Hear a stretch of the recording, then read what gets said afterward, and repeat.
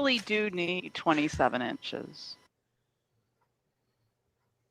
Not you, Tuffley. You need that to wasn't hear my John. cue. I'm sorry. No, John, talk. I'll go out and come back in. I'm speaking now. Is there? It just sounds like your gain's up a little too high. Is it? Could it be that? Yeah, because I've been screwing around. Oh, see, I don't know the lingo because it's we don't have a high production. Hold on, let me see if I can. value. Let me see if I can hear it in the actual stream.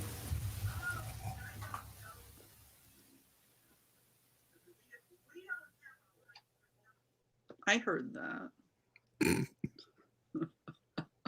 You heard what, Rox? Those are your voices. I know. All my voices just come to me during really. It's weird.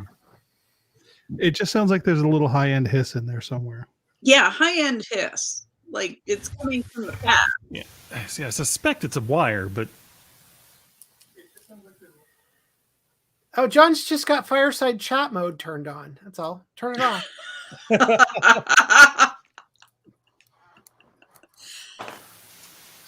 Today at the Fireside Chat, we'll be reading from Little Orphan Annie with Fiorella LaGuardia. You never fully dressed. You never fully dressed. You never fully dressed. Sorry.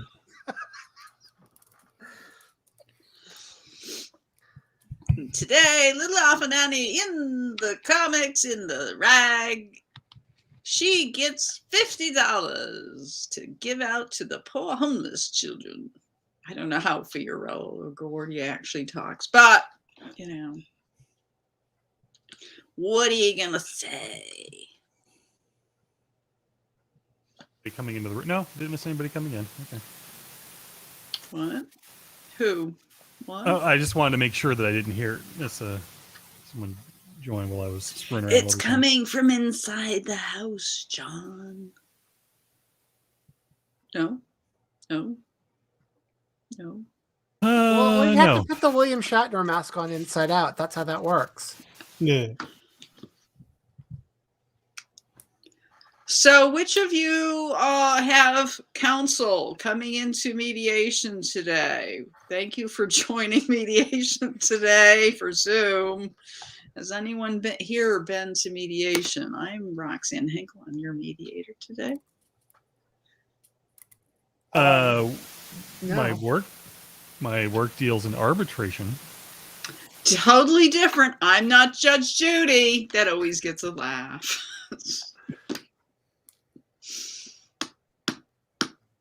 JJ, you could be John's counsel. So John, for anything, I will let JJ speak for you. I think we should nominate this Godzilla to be counsel.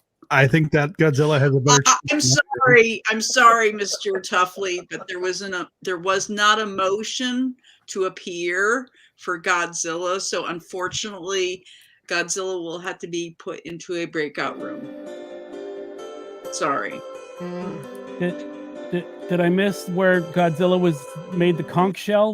What's happened? No, so you could be counsel. All right, so no, we could put WEJ as the counsel for Godzilla, so that WEJ, you will have to speak on behalf of Godzilla because you are his counsel. Here in the case, go, Godzilla. No. My opening statement is. No, sorry. That's not how this works. So it's not really how Godzilla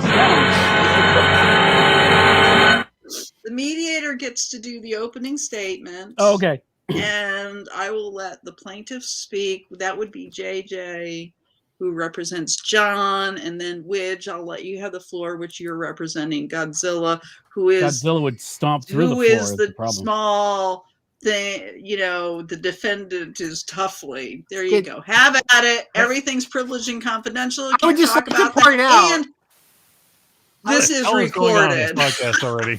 I would just like to point out that she did introductions, and that's cheating. Look, I win. Today. You know what? The best delegation is delegation you don't even have to delegate. It only took us 297 of these damn things. Booyah! What was it? There was you've seen the Rox, you've seen the Jackie Weaver Zoom meeting call, right? No. What? Basically it was a Zoom like town council meeting that people were getting rowdy in, and Jackie Weaver was like kicking them off the call, and they were like, "That's illegal, Jackie Weaver. You don't have the right. I'm the vice chairman here, and we're supposed to." And it blew up in the UK. It went viral, and so they had her on Big Fat Quiz of the Year. They had her on. That's Have I where got I news saw for it. you? Yeah. Yes. I saw in 2020. I saw it completely legally. Thanks, bitch. I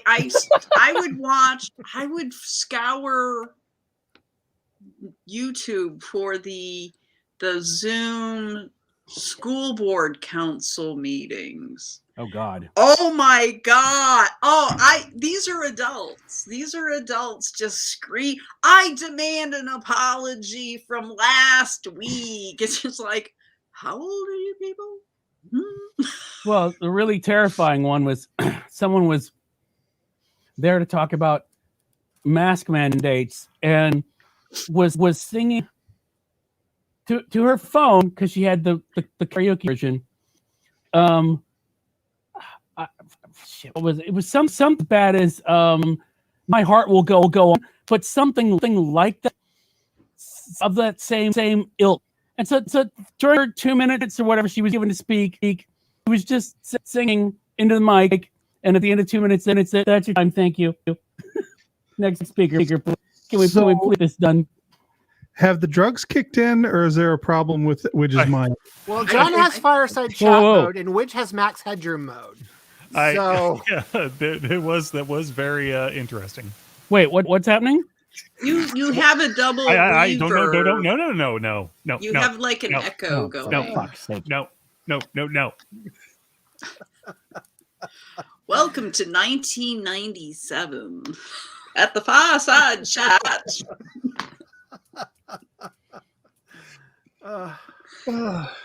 Yeah. No matter how many doctors I see, I can't get them to give me painkillers. So I was wondering what the hell just kicked in. All right. Is that better? No. Okay. I mean, fine, better. Is the gerbil on the little Let's put it that way. treadmill? Is it? Yeah. Is the gerbil? It's on the weirdest treadmill? thing. It's a effect I haven't heard yet occur on this podcast. Okay. I remember. What would you do? Is that better? Yeah. It still clips a little bit there at the end, but you're not repeating as much. Yeah. As much Clipping, huh? Oh, great. Yes. Now I want to hear you do with the Art of Noises Paranormia. Wait, don't I need a grand piano and a chain? If I remember correctly, I think that's close. That's closer to the edit. Oh, you're right. So I'm still echoing. Wait. Yeah. Fucking hell. I mean, sure. What is anyone doing? I mean, I just turned it on and off.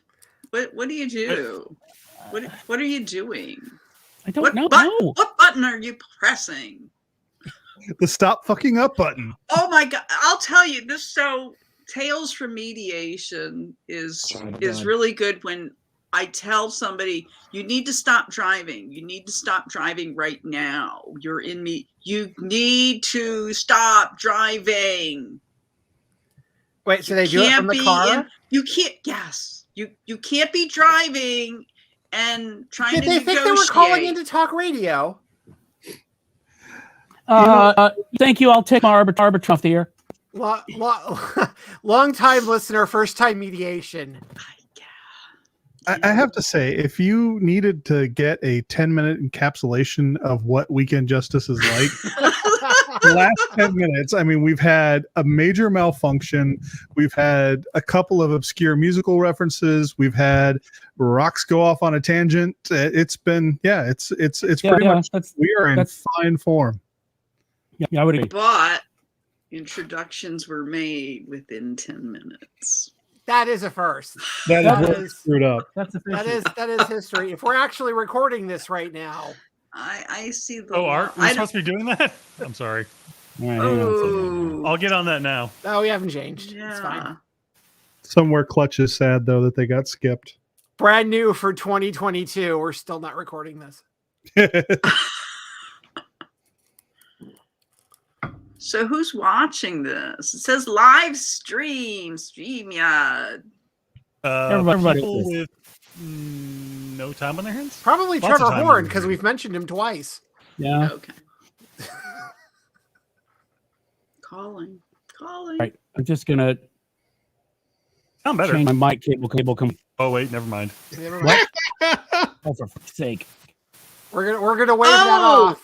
Wait. Oh, you know what, Widge? I just heard something. So, are you on a PC? Widge. Yeah, he's Yep. on a Samsung Oh. PC. Oh no! Oh Jesus! All right. So, but Widge, are you It's on a using Galaxy One tab. sec. One sec. I earbuds? What are you using? I'm not using them for Yeah, input. he's using earbuds. No one said dogs can't be on the podcast. So. Right. I'm AirBud Sock the Max, whatever the fourth was. Okay, but what is your computer? I think it's you're a- a Mac, aren't you? Yeah, it's a laptop. Yeah. What more information do you want? What's your Did social you say security number? Apple? Did you say What's your Apple? mother's middle name? Yeah, a Mac. That's Oh, Apple. okay. All right. So, no, I was talking to somebody and they said that whenever they use earbuds on a PC with some sort of software, it crashes the whole thing. I'm just saying. This is what we do when we're waiting for people to show up. You text support mediation. because of the late people are late. Yeah. Yeah. That's how we do it. Yes. Oh my God. So like one time You I had need to stop driving. just stop driving. My phone is like the auxiliary, it's like, ma'am, just call my phone. We'll put you on speaker. Just do that. And then I had like an attorney who was in Peru, my first international mediation. On the phone, he was on like his phone, so he couldn't call his office. Oh, it's crazy. So I don't know if it's. I'm wondering if I'm getting like two inputs or something. Now you sound fine. Nice. Okay. I swear it's not a trick. Whatever you've done, Swear keep it's not a trick. hold your finger on the wire exactly that way. Keep your eyes like that too. They're like that most of the time anyway. You- Oh no! So have you had what? Now it's broken? Broken? Shut. Is this some Is kind it- of radical Not- mood not on therapy? you, For Rob. us, it's Yes, great. Chuck, it is. Not so much for you. Rocks. God damn it! All right, let me try to come out and come back in. Talk amongst yourselves. All right. So Matt Fuhrer wants his. so kickback. Widge is in the breakout room, so everything is privileged and confidential in this room, so we could talk about them. No, really, what he's doing is trashing the green room, so we should probably go check on him. No. Hmm? No, it's just a breakout room. You got nothing. You get nothing. There's no nothing. There's no light, no air, no anything. Yeah, it's really weird. Like when It's I a have void. when I have to like venture to a breakout room, I always wait for like a party. I'm like, hey, I'm back, and they're like, this is that- serious. Is that like the penalty box? Is there a power play going on while I'm in the breakout room? Yes. Do there they have a is. score? Do they have a higher scoring opportunity? Because or a lowering wow. capability? I'd like to lower my debt. Yes. What do you plan to offer? What does your counter offer? Back in the day when we were doing in person, you'd walk across the hall and you'd wait outside to build momentum, like, this is the deal. No. You'd work up your fake sincerity or excitement. Sincerity, yes. Always be empathetic during that. Yes, yes, Chuck, it is. Yes, it is. It's therapy. Chuck, Although you might have missed it, we already did introductions. So Yeah. Sorry. Chuck. So Chuck, you're on the air. So what kind of help are you looking for today? Oh, I think he's having battery issues with his MacBook. I've had like 2 mediations with people who have awesome like setups. So I don't know if they're I actually asked him, like, are you a podcaster? And this one guy's like, no, I'm not. I'm like, oh, really? Yes, you are. Although that voice. I don't know. I put this up somewhere. I'm playing a new game now whenever I watch somebody else's video or like a live network remote where everybody's at their house. I'm playing a new game now. Was that a closet or a bathroom? Yeah. So just so they what did you convert your space from? Oh. Yeah. Was that a closet or a bathroom? Yeah. Okay. That's a cool one. Have you seen America's Worst Houses or Ugliest House? Ooh, no. Do tell. I what keep missing that. I usually HGTV everything, but isn't that anything on hoarders? It's yes, also. Yeah. Well, also, yes. No, it's actually it should be really called America's Ugliest but Most Interesting House. Usually dovetails. Yeah, because they're not really ugly as much as they're interesting. I mean, one was essentially just a old brothel in I think it was in Tennessee. I mean, there was a camera in every single room, and this father had bought it for his daughter as a graduation present from college. Bought the house. Now the house, the bones and everything looked fantastic, except it had the whole hot tub in the middle of the like the bathroom, and there was again a camera in every room in the corner, and the carpet was just nasty. Was it shag? Nasty? Yes. Nasty Yes. shag? Yes. Ooh. Anyway, like but it's Mount Airy Lodge. It's hosted by Retta from Parks and Rec fame, and yeah. And Retta, that's her name, right? What is it? America's Ugliest Homes? Yeah, America's Ugliest Homes. Yeah, it's only 5 episodes because it was 4. They did one for each region. Yeah. Southeast, northeast, southwest, and north. Yeah, that's northwest. 4 quadrants. 4 quadrants of the United States. Yeah, and then one, final showdown at the end.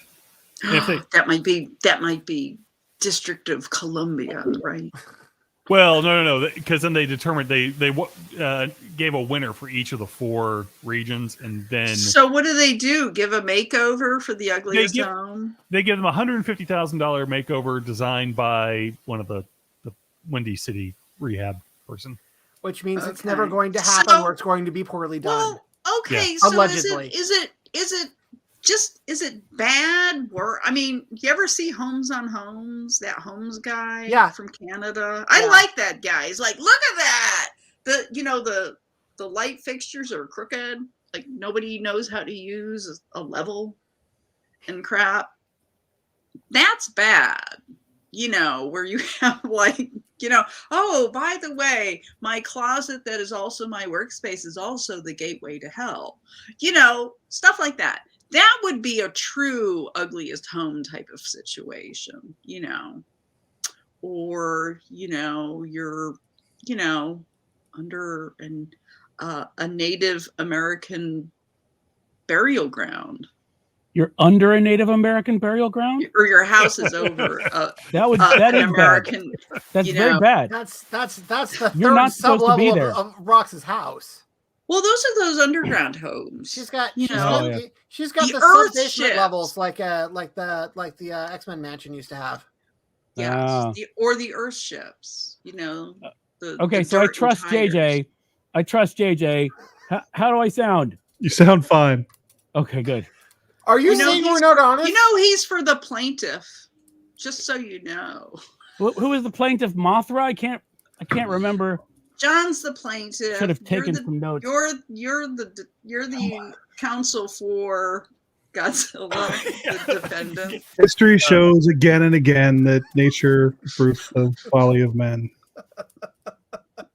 There you go. Secrets man was not meant to know how to use a level. So, okay, the brothel home. How do you know it's my least favorite Blue Oyster Cult song? The brothel home. Oh, that's the great. new BBC history experiment, the brothel house. Oh my god! Yeah. Oh, You I would know how watch they the had the hell out of that. 1900 house and like the medieval Yeah. house. Yeah. Oh, yeah. There you go. Prairie Home. Oh my god, the U.S. Prairie Home. Oh, that one was so good. Actually, that might be Channel 4. I think that might cross over into Channel 4. Well, The no. Did you Prairie ever see? No. Did you ever see that one, the Prairie Home? Oh my god. So there was one guy that took it to the extreme, and they were on the prairie, and all the women are like they're working all the time, baking stone biscuits or something. It's just like, here's a rock, they'll never know. This guy, the husband, he's like, we need to keep working, and these cabins are like the size of my office, right? They are, just so you know. I can rent it out. So anyway, at the end of the series, That's everyone the goes weirdest home brag to their ever. prairie people could live in my house. I could make this the brothel home. It's not a closet or a bathroom, but it is. They had a historian who judged everybody on how well their prairie went. So it was like Little House on the Prairie. To build their And he own said- prairie. When and we he- showed and up, he there s- wasn't even a prairie. No. They all died of Basically, if you were a dysentery, guy, you were cutting grass because you needed hay for your animals. But he said And the that the biscuits. one family with the weird psycho dad, he's like, well, once winter sets in, we can't guarantee anybody would survive spring because cabin fever sets in and they're all locked in. I was like, whoa. So anyway, there was one family that would not make it just because the dad was a psycho. So yeah, look up Prairie Home. That one was on PBS. That wasn't the British one. So it was, it was good. It wasn't I like just Little House on the remember Prairie. when Cosette reads, because she grew up reading Little House on the Prairie books, and so she'll go back and reread them, comfort reading and whatnot. And I'll come upstairs and be like, so who's died? Who's almost died? Who's gotten scarlet fever?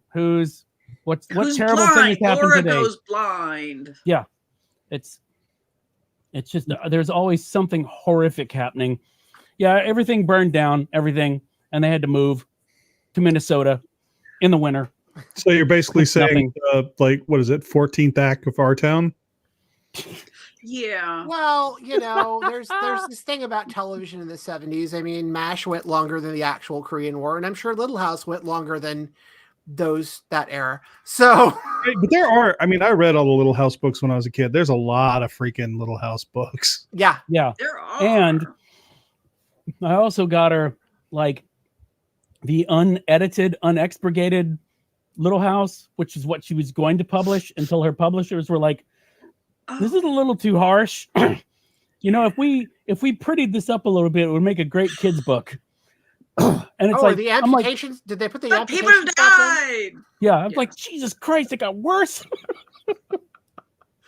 Yeah, I would not have Oh, it was survived. It would have been bad. Oh no. It's so like Frank L. I would have just Baum, waved. the creator of Oh. Wizard of Oz. So he kind of wrote around that turn of the century. And so did Laura Ingalls. And they say fought crime. like if you were out in like is it Nebraska, the wind causes insanity. Just the wind. That's the title. Yeah. Uh, There you go, kids. Read those Little House on the Prairie books. They don't. Ma Ingalls never said anything about the wind. Well, there was that one episode where she got rabies and went insane. My favorite's always, Nellie Olson anyway. I know what you mean because And the thing is if you want to know really kids Good try. about what was going on that series, read what's her name's book, Confessions of a Prairie Bitch or something. and it's God, I hope. and it's done by Allison. I forgot what her name is. Yeah, but it's the actress that. Yeah. the actress that plays Nellie Olson, and It's called Michael Landon never wore underwear. You're somehow surprised that this is a real product, Wedge. This is No, a real it's product. it sounded like she was making up the last word, like Confessions of a Prairie Bitch. I don't know. No, something that's like the name that. of the book. It's a real. I'm trying to That's jog amazing. my memory as That's I amazing. go along. But so the electrical vehicle, the electric van that for production was actually the place where all the hooch was stored. Yeah, that's And Michael- that's normal. Yeah, and Michael Landon he would go to the electrical vehicle with his coffee and just say, "Hit me." And I guess eventually they also said, we'll store candy here too for the kids. So yeah, there was a lot of That's where all the shenanigans kids got going on that it. series. So read the books. Well, what was it? and It and, was, and read the Confessions and skip the Little House on the Get the TV show. show. David I Lynch still was talking watch it. about. It shows up. David Lynch was talking about the fact that the electrical guys had the best beer, so he would Mm. get done with a day, and he said that in his masterclass. I get done, just go over to the electrical van, have a beer. Yeah. We're here to make sure nobody gets electrocuted. And have a drink. Yes. And on Little Oh, House on God. the Prairie, they carried candy. I like candy. I like candy. Yeah, but do you want candy? I do. I do. I actually just finished my. I know that's not the joke, but I'll whatever. Put that improv. Yes, whatever. I just finished my last Mars bar I got from our Canadian friends up in Oh. Oh, no. My Publix is sold out of those Mars bars. I like those. They're good. Yeah, what is the?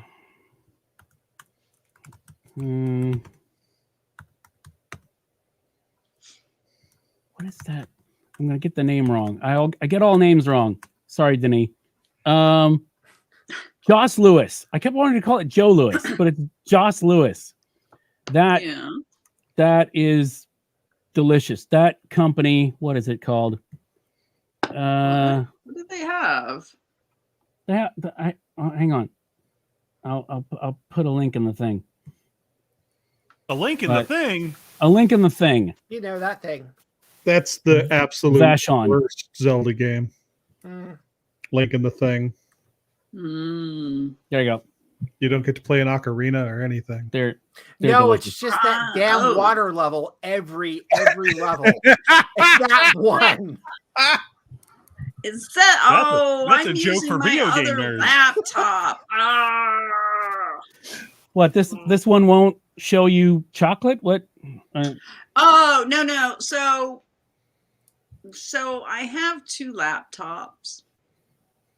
And Again, with all the freaking bragging going Bragging. on. I mean, Jesus. Wow, apparently No, it pays a lot of money this year. Yeah, telling other 2 people just to talk to laptops each and other. an Etch-a-Sketch. And a new iPad. No, so I'm using my old MacBook Pro for mediation, and my M1. The M1 is for other work. So You need to stop driving. Exactly. Yes, you do. Just stop driving. You need to stop with that speed. Just stop. Yeah. Yeah, that M1 that sounds tasty because it will let you use iPhone apps on it. Does. So, Oh my God, it's Yeah. so great. Yes. because there are some iPhone apps that are Answers the so much phone. better than the desktop apps. Yes. I I like my M1. It's nice. still have Intel Macs because I need Windows. I'm so sorry. Oh. Yeah, I know. I'm really sorry. Mostly for Game Pass stuff, but Oh yeah, I gotcha. Yeah, it's never good. So, I there's stuff in the agenda because there's been a lot of stuff that actually Yes. happened, and we can talk about, assuming people have seen stuff. Are these So, like Jaffa cakes? well I've seen Kind Or stuff. are they like whoopie pies? they're What are kind of like a these? cross between the two. Oh. Yeah, they're very, very tasty, and they have a caramel one as well, which is just stupidly good. So we're talking. Okay, so we're just talking amongst ourselves, you know. That's how this So goes. Joss That- Lewis that's, is a welcome to the Canadian podcast. plastic wrapped confection consisting, this thing from Wikipedia, consisting of 2 chocolate Always right. cake rounds with cream filling with milk chocolate shell, made by Vacheron Inc. It resembles a chocolate version of a Mae West. I don't know the Mae West dessert. Yeah. Created Well, in she told me to come up and 1972 see her sometime, but I never did.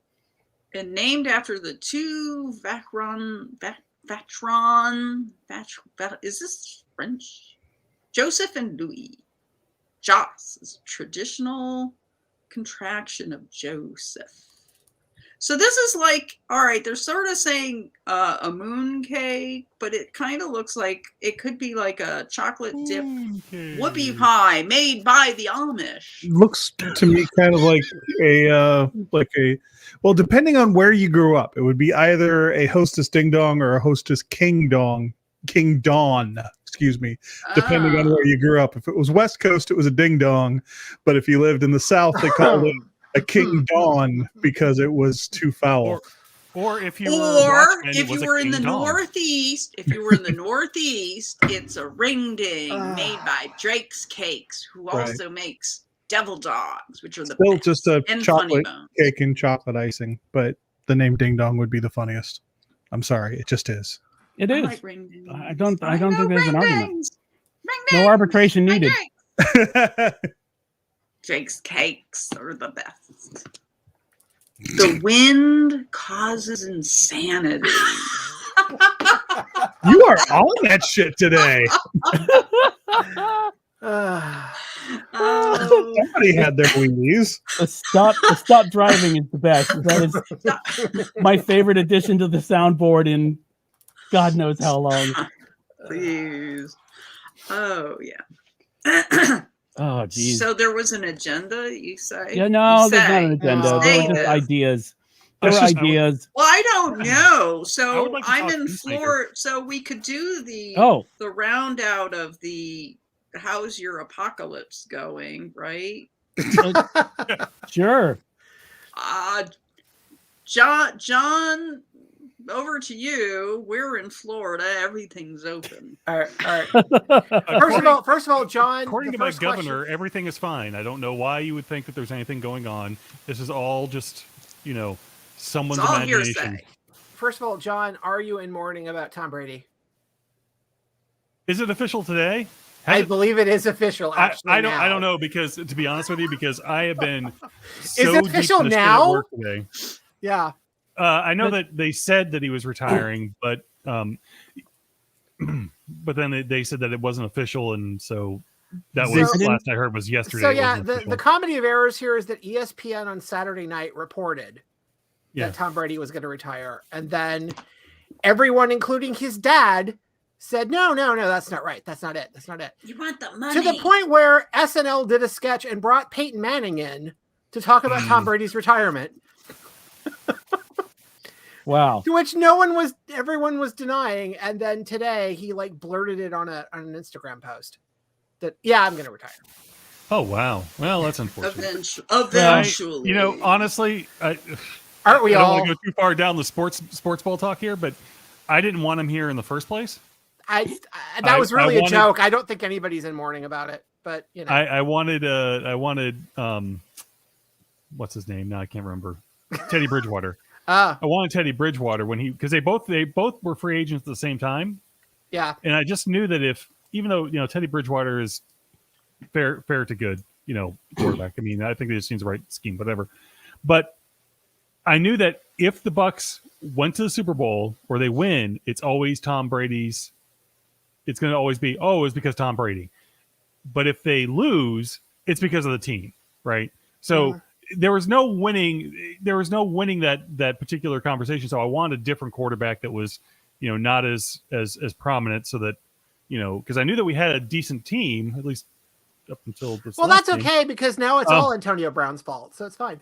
Yeah, that's fine. Maybe Tom right, enough can of sports ball become talk. our coach up in Jacksonville. So the big gaming thing is that Wordle. Who plays Wordle? Oh, the New York Times. New York Times. That's one thing I did see. Yeah, bought up by the Great Lady. There's been a lot of video game purchasing. Yeah, Bungie got bought. Was it today? By Sony. Yeah.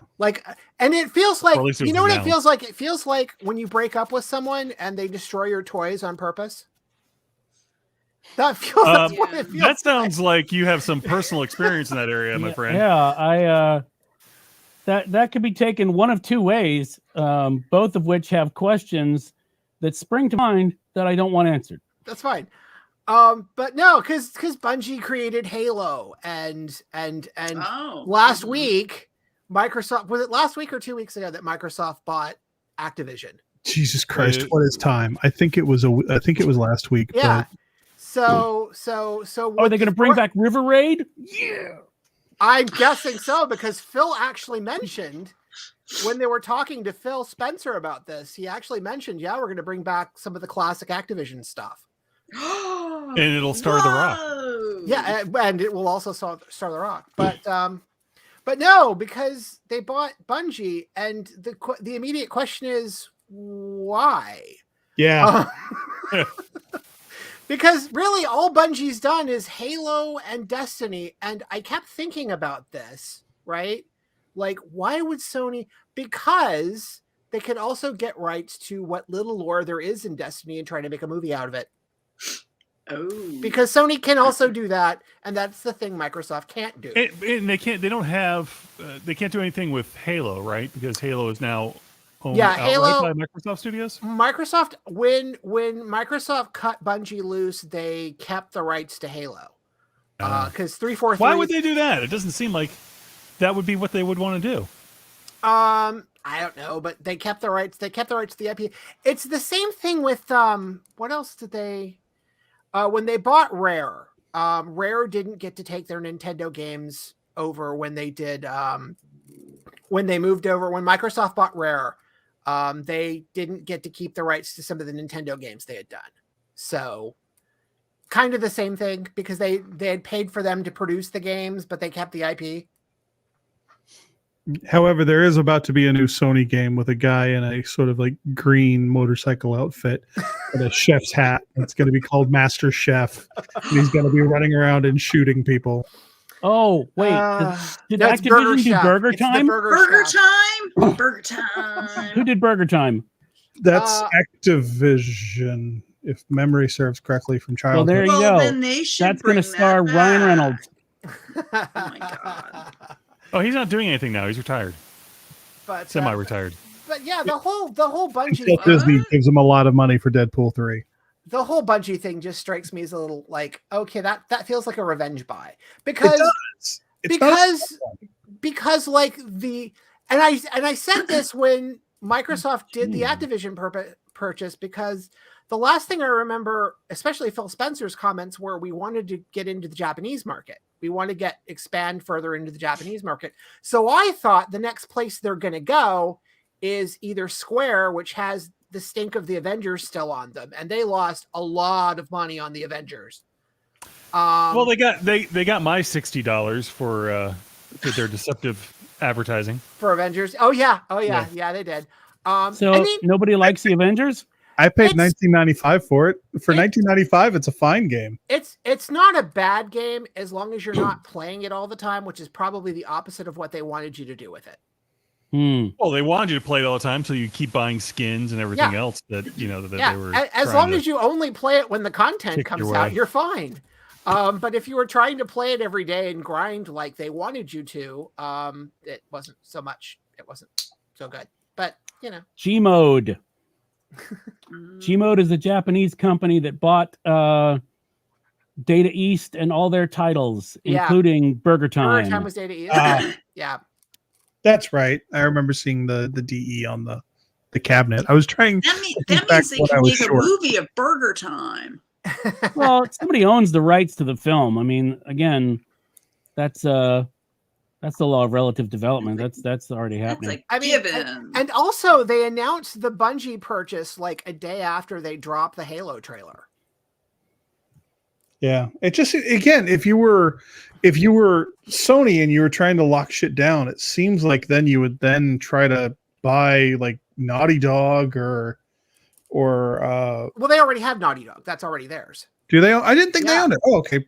Naughty Dog's theirs, Insomniac's theirs. They've got them already. The thing I was thinking was that I would think they would go after, like I said, I thought they would go after Square because Square has been traditionally a pretty big Sony partner already. They do a lot of exclusives for Sony already, or somebody's going to have to go after Sega or Konami. Sega. Konami seems like it'd be a great deal because they make all their money doing Plinko machines now and don't give a shit about video games. I mean, the thing I have in my head is somebody's going to buy Konami and then somebody's going to buy Kojima Productions and then just get him to do the Silent Hill game that everybody's been fucking wanting him to do for like the last 5 years. Doesn't Konami do Wipeout Fusion? No, that's Psygnosis, which is under the Psychogenesis or something. Yeah, which is Sony, which is actually turned into Sony Studios Liverpool, I think. Yeah. Okay. That's what they eventually became. You are way better at the video game shit than I am. So how much money did the New York Times, which is always griping about that they have no money, spend on Wordle? Oh, when it comes to paying people, everyone says they don't have any money. Yeah. Mm-hmm. We'll get to Spotify later. More than $1 million, it says. Yeah. Okay. Wow. And somebody's saying it will stay free.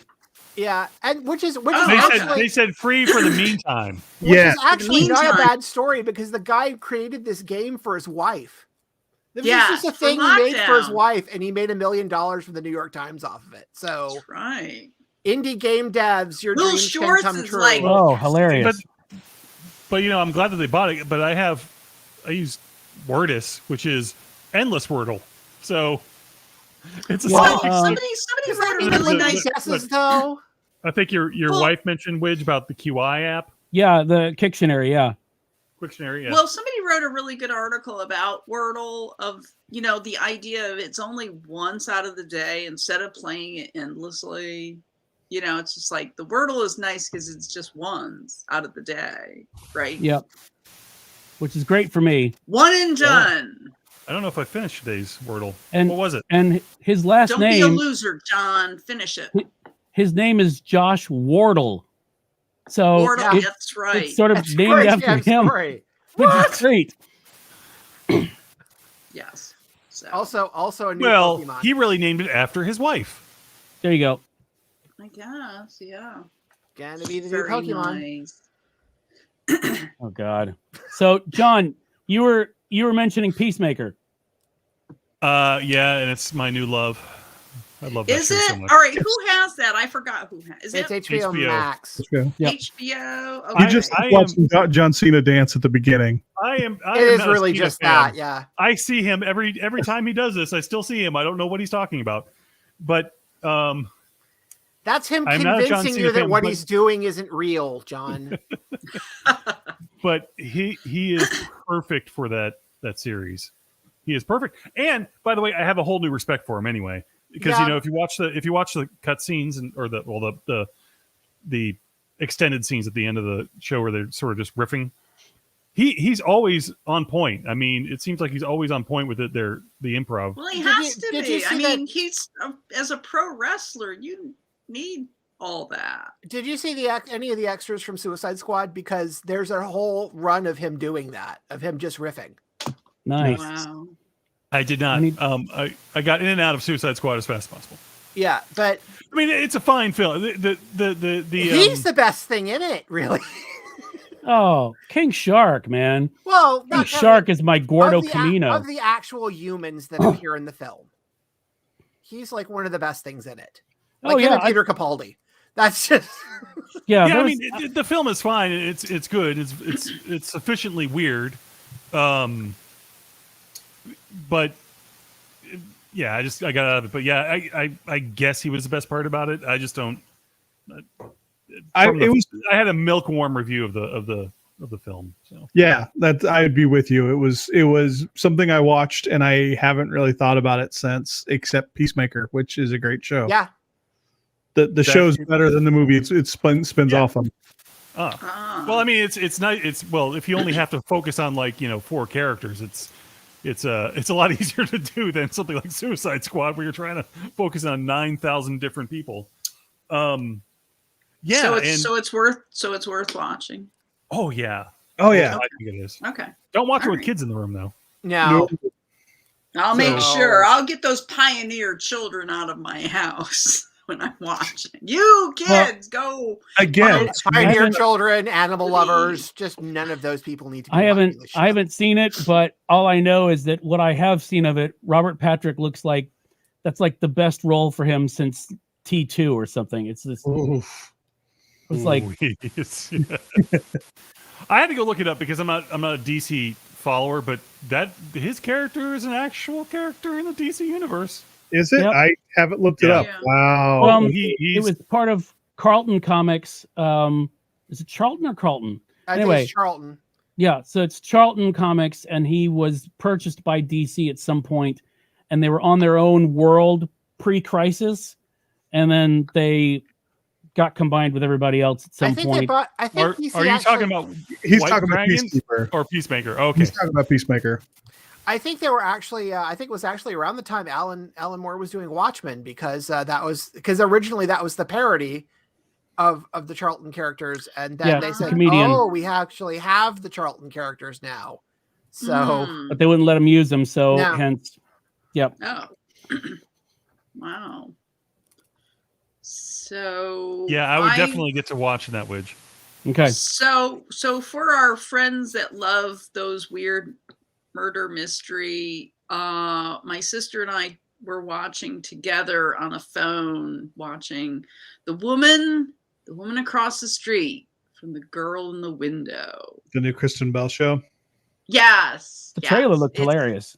It is good. It is. I think it could have maybe done 7 episodes, but there's a great cameo at the end. So anyone who is, this is the thing. My sister kind of watches.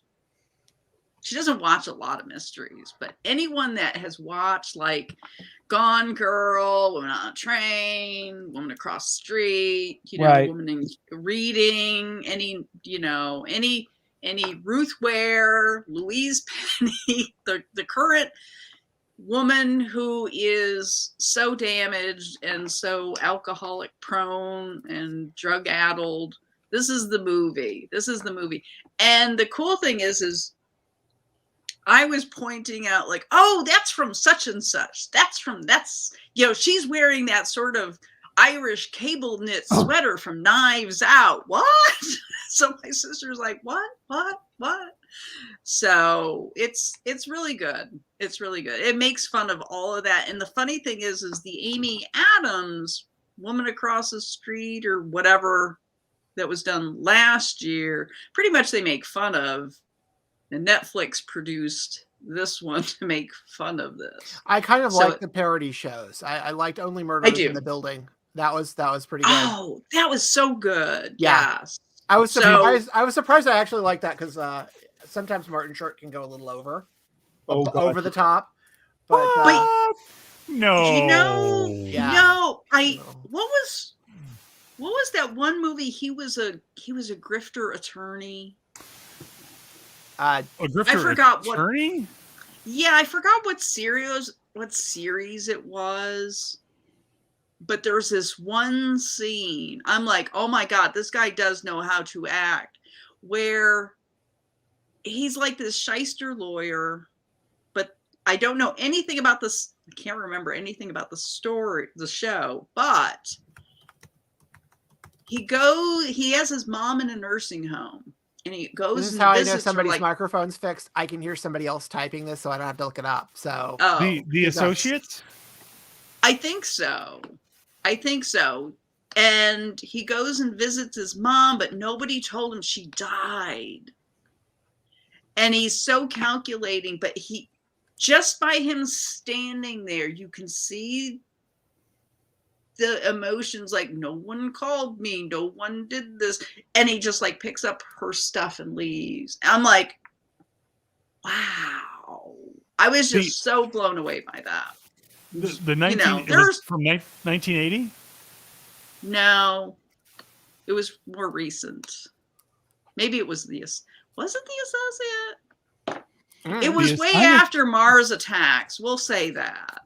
I just always remember the Nathan Thurm character with the cigarette and the sweat on his upper lip. It's why would you think that? Why? Who said that? Who? The very paranoid lawyer, or whatever it was. Yeah. But yeah, Only Murders in the Building. That was great. But I like all these murder show parodies. I love, and I know I think we've discussed this slightly before, but Hitman 3 was kind of my game of the year. Simply because the second level is not just an assassination mission, but it's a murder mystery. And you can choose to play it, and it parodies like Midsummer Murders. It parodies literally everything. Get out! You're kidding. Yeah, it parodies pretty much everything, and you can choose to basically assume the identity of the detective and solve the murder mystery. Is Kim still playing this?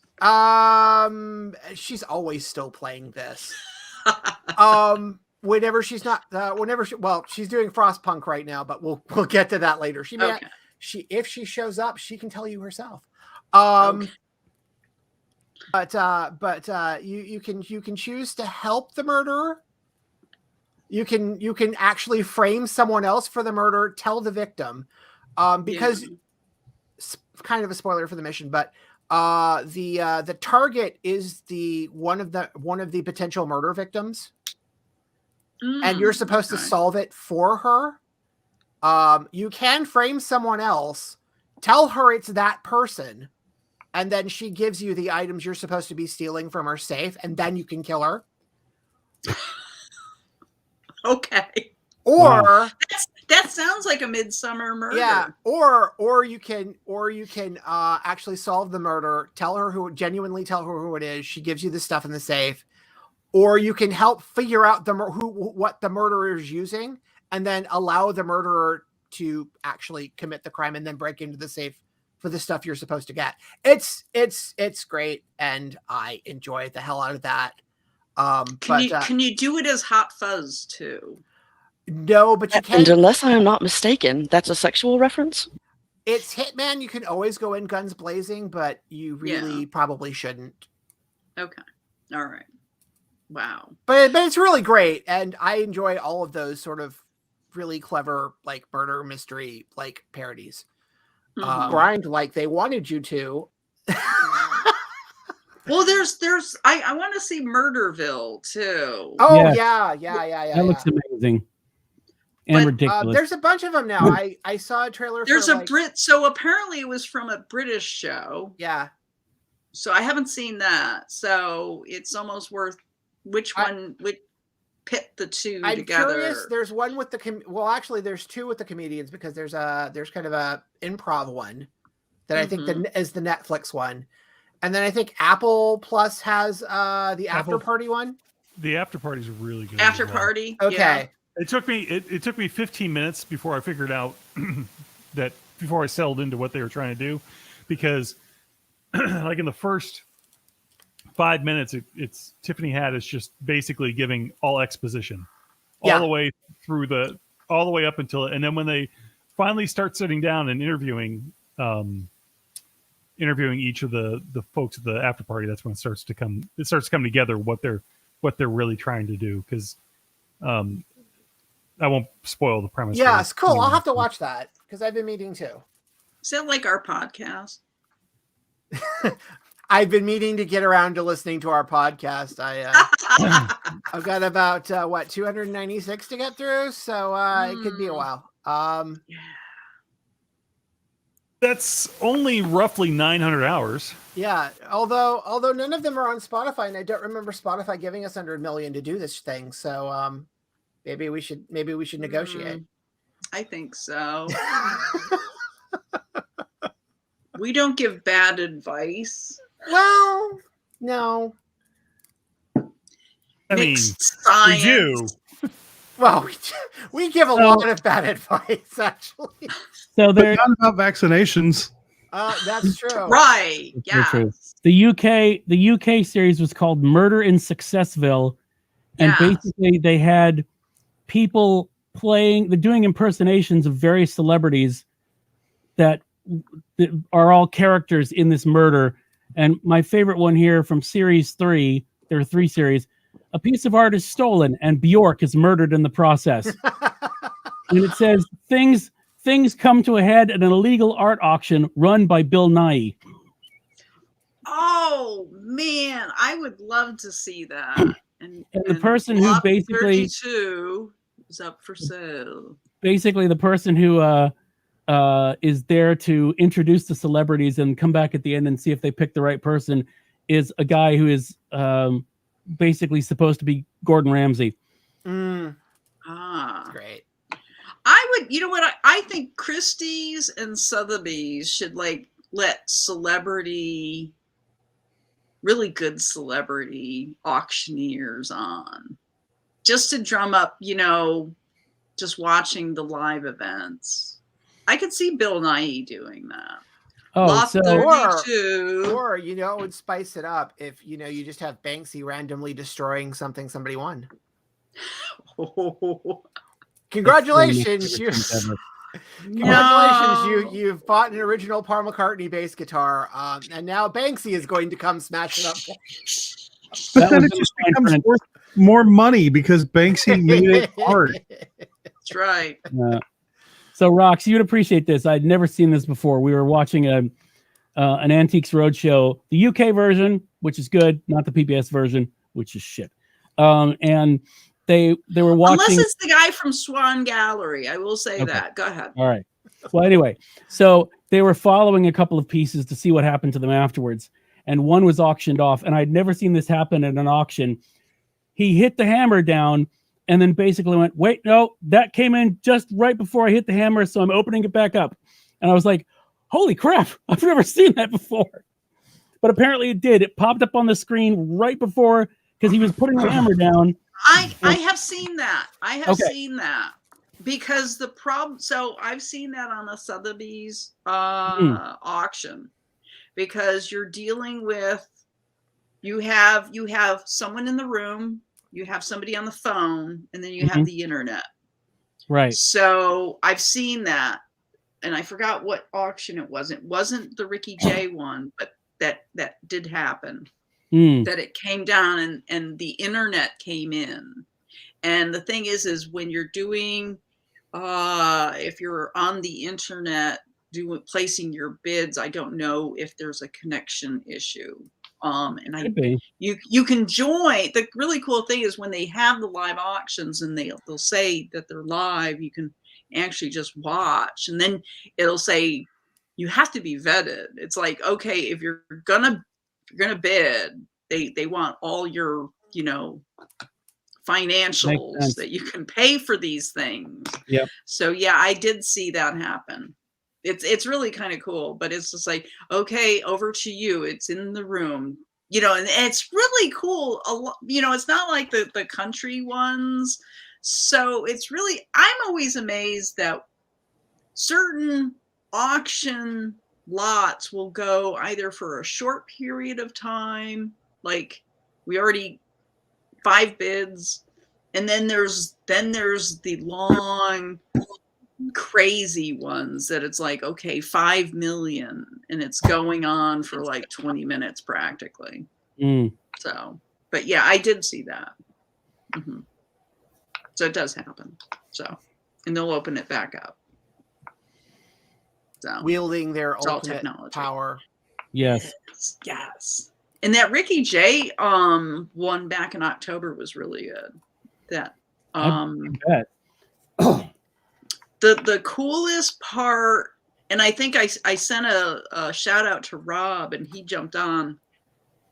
It was a rare Houdini poster of him in the Chinese water torture, but it wasn't like seeing him full length. It was just his face, like in the water and stuff. It was really rare, and I think that went for like, I forgot, $250,000. You know, so that was a cool auction. There was another thing that I love these videos where they'll get, here's somebody who actually does this for a living, and we're going to have them watch some bits from movies and, you know, talk about how realistic it is. Wired does it, Insider does it, and I think one other place. But somebody had David Copperfield talking about movie magic, which was fascinating because he was able to basically say there was a thing in The Illusionist with Edward Norton, an automaton that basically was a tree that grew real oranges and had like birds fly up behind it with carrying like someone's kerchief from the audience or something. And he was like, so yeah, that was a real thing. In fact, we have it at my museum in Las Vegas, which is, and it cuts to a picture of it and you're like, holy shit. But they also had, they were talking about one of the Houdini movies with Adrian Brody where they did the drowning tank. And he's like, oh yeah, well that never happened. And we have one of the tanks at the museum. And again, over to the, it's like, holy shit. Brought to you by David Copperfield's Museum. That was a great one. Wow. I wrote that down to watch that one. Yeah, that's a good, I am a sucker for those things. It doesn't matter what it is. It's like, I'm good with watching, you know, oh, here's a medieval specialist talking about, you know, war scenes in film. And those are usually pretty hilarious. Usually when they get the weapons experts, they're just horrible on. They'll pretty much rip on like all of it. Oh yeah, my favorite was it's a bit from Lord of the Rings where you had the elves and they had a shield wall up, and then the elves like leapt over the shield wall to engage the enemy, and the guy's like, so you have this perfectly good shield wall protecting you from stuff, and you're gonna jump over it. You're gonna leap in front of it, you know, blocking the archer's shots, and then engage the enemy to what is this? although speaking of which, the Amazon show now has a title. What is it again? The Rings of Power. Those dirty rings. What was it? Those yeah. Return to the 36 Rings. That's what it's called.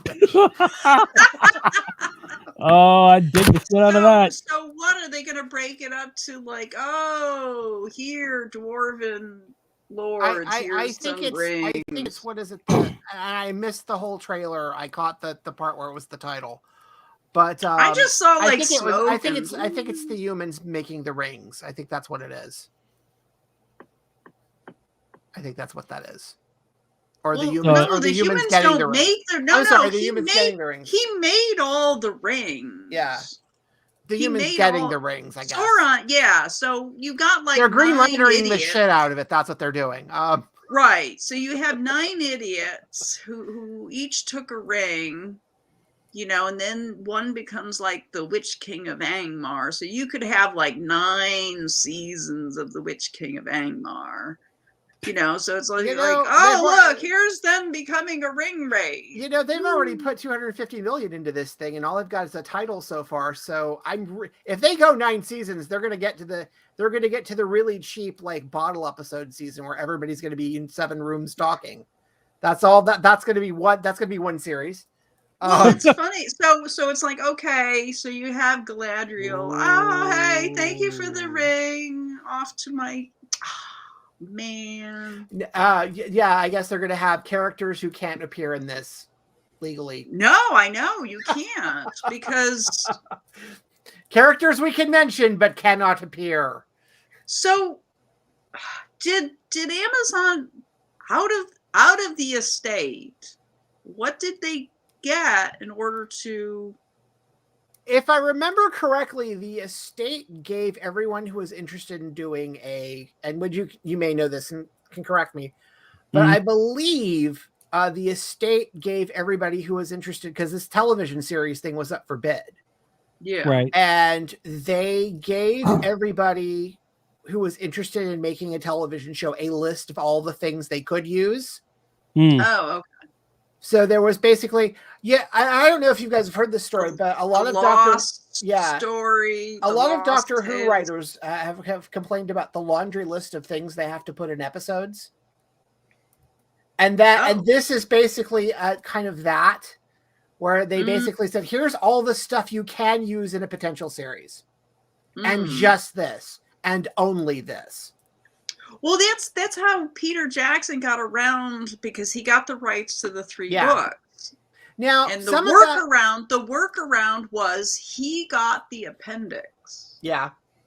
So the appendix had the whole thing I about had my appendix removed. And that's why you don't have several books made after you died. Correct. That's why. But so for The Hobbit, that's why he was able to do the whole weird, sorcerer in the woods, which was Sauron, and crap like that. So yeah. Now, when Amazon acquired the rights to the TV show, this was prior to Amazon's purchase of MGM, which had different rights. So maybe they've added some things from that were outside of that list that nobody could do, because MGM had the rights to do those. So it's still probably not going to be like, there's still going to be a list of characters that cannot appear in this film. So well, then you're gonna have a deal between Amazon and what is it, New Line, where you could have like Galadriel do a crossover like Tom Holland and Spider-Man. People, it's amazing. Strangely enough, all 4 Beatles are attached to the project again. Yeah. No. I had a good. The joke I was having about all of that was that I can't wait for Peter Jackson's 17-hour cut of Hoop Dreams. Oh my God. Because this is his new gig now. His new gig now is going to be taking old documentaries and just extending them. Yes. Yeah. That's his gig now. I'm watching Get Back in stages because it's fascinating, but there's only so much of them sitting around talking that I could stand at one time, because all I can think about is just that. It's like Peter Jackson, and his 3.5-hour King Kong, which basically sucked up my will to live for a while there. So how do we proposition Peter Jackson to make a documentary of Weekend Justice? Oh, Jesus Christ. No, if we had footage of all, like when we get to 300, if we had footage of all 300 of these things, I would love to see an edit of like, oh my God. Okay, your job is to edit this into 8 hours. Go. Oh my god. Jesus Christ, what is time?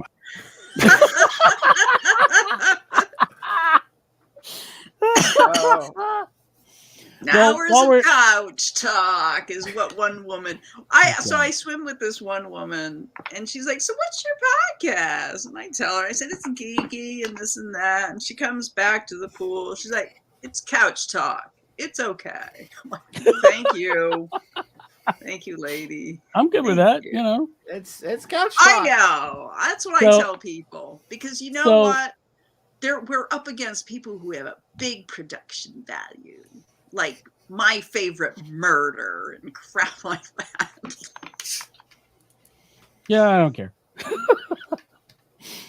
Try. We have our own niche, whatever this is. Yeah, we do.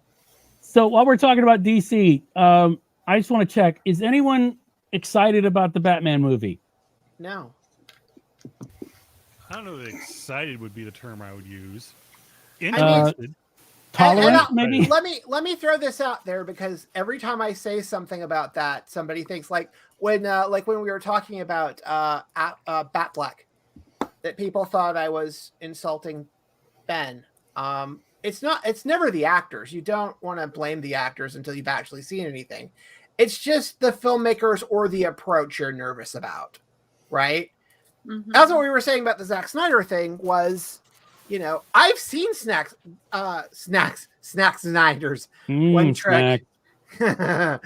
One trick. The and wind causes insanity. that. We've seen his one trick, and his one trick is that one thing he does. And I don't know if that's necessarily good for those characters or all of them. So, I don't think it's Patterson was fine in other stuff he's been in. So Yeah. Oh, the Matt lighthouse Reeves I'm is not good. worried about. That I'm not worried about. It's Well, just, Matt Reeves is the only reason I'm excited about the film at all. really? Okay. Is I like Matt Reeves's films, but I don't really need. Well, okay, I don't like it when people are like, "Well, I don't need that movie." You don't need any movie, so that's a stupid thing to say. But I don't. Were you don't- clamoring to see yet another version of Batman Begins again? Yeah, and that's no, I'm not. Like, Well, I wasn't. But I I might wasn't be. clamoring. I wasn't clamoring for a Planet of the Apes film, and yet I walked in there and I was like, "You've managed to make me enjoy a Planet of the Apes film that I came here, all ready to feel completely about, but I actually enjoyed it." So Yeah, and Matt Reeves did the second two of those Right. three. yeah. yeah. So Which that was a Mark Wahlberg version you're talking about, right? Yes, yeah, the one where Tim Roth got largely cut out of it. Yes, that all one. right, you had to remind us of that. Thanks. Yeah. Gonna. But so I mean, yeah, it's just I think Patterson has it's fine, but I crave. I do crave a lot of hero stories, and I watch a lot of hero stories. But even I maybe it's because I like Spider-Man more than Batman. I'm still excited for the gazillion Spider-Man movies they throw at us, but I'm kind of like, I've had enough Batman for a day. Is it because it's like we've been saying about DC. Marvel understands at least having comedy or lighter moments in their films, Well, I where think DC just sort of like, we're gonna just make it so grim and everything. I think the thing I liked about when they went from Justice League or the Snyderverse to like something like Shazam, you were kind of hoping, okay, now they get it. Now we're going to make these films and have completely different tones and kind of have them live within the same world but breathe different air, if that makes sense. Right? I think they did a great job with Wonder Woman. Yeah, I think they did a great job with Yeah. Wonder Woman. I think they did a great job with Shazam. I think they did a decent job with Aquaman. And from that, you kind of go, Because okay, really, it's Aquaman. So yeah. what were you gonna do? Really, it's Momoa takes his shirt off. That's what that is. But everybody likes that. It's Ladies. fine. It's fine.